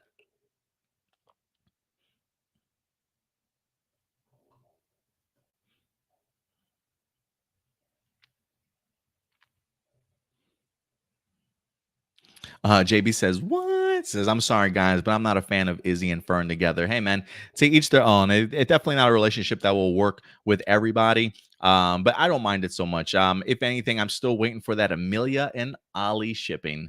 We'll see if that ever happens.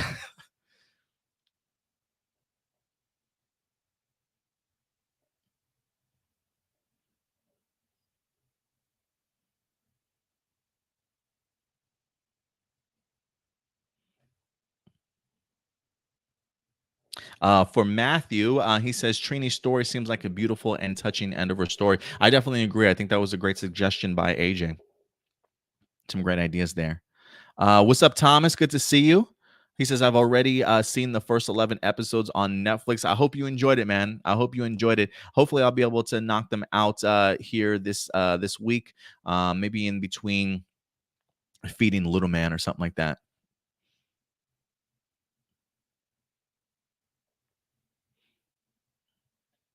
Usai, what's up, Usai? He says Power Rangers is and was the most SJW show there was or is. NPR had a diverse cast from the jump and believed in representing everyone. Whoever those fans are against PR being for everyone is ridiculous. Yeah, it's just hard to wrap my head around sometimes, man. It's like I just don't know if they understand the true meaning of what Power Rangers sort of represents. Um, Shout out to Gamers Force 2 for joining us. I did get your question also, Lee, Brian. So just so you know, thank you very much. Matthew says, I agree. Kimberly really shined in Wild Wild West two-parter, very much in a leadership role. Yeah, that's definitely an episode that jumps out to me for sure.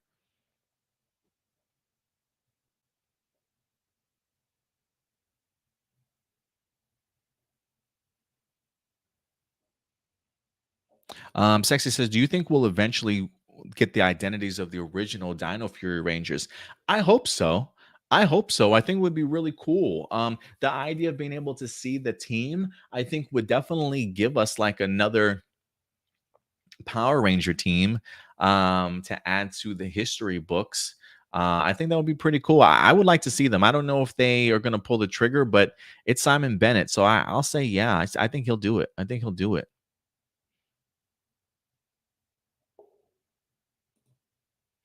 Yusai says a series like Power Rangers Samurai would hopefully never be made or cast like the way it was ever again. Seriously, just change the goddamn Red Ranger and kill the culture appropriation with Jaden. Yeah, I don't. Um, I don't see them making that mistake again. And just to answer your question, JB says what? It's a social justice warrior, somebody that seems to fight for like social issues and stuff that are out there these days. Usually the hot topic buttons, you know. There was a random off-topic question here. Sexy says, "How was seeing Batman twice, and how was sushi? Korean barbecue next time? Yeah, maybe Korean barbecue next time. I've never had Korean barbecue, believe it or not, but sushi is always freaking fantastic. I absolutely love it. And Batman twice was almost even better the first time. I went and saw it on Dolby Atmos theater the second time around, and it was great. I absolutely loved it. That movie is just a fucking masterpiece." And then last but not least, Gamer Force, do you enjoy Dino Fury Season 2 Part 1 on Netflix or not? Haven't watched all of Part 1. I have a feeling I'm going to truly love it, but the first two episodes that I've seen, been a really big fan of and cannot wait to see the rest of this season. But so I'll definitely go ahead and do my best to check out as many more episodes this week as I certainly can, maybe in between feeding little baby Noah. But we definitely will be back later on this week. Remember, guys, we definitely have ourselves a Donbrothers review headed your way for episode number 1 later on this week. I may pull out this segment of our Zenkaiger review and post that as an individual review this week too for you guys. And then definitely go ahead and join us next Saturday, going back to our regular time at noon Central Time. So join us next Saturday at noon Central Time as we dive into Dino Fury Season 2, Episode 2 review, along with any news that we get from Power Rangers and Tokusatsu in general, guys. But other than that, I think that's going to go ahead and do it for us. But other than that, that'll be it. And we'll see you guys next week. So in the meantime, as always, do me a big favor, guys. Please take care of yourselves, take care of each other, and keep it A plus. I'll talk to you guys later. Bye.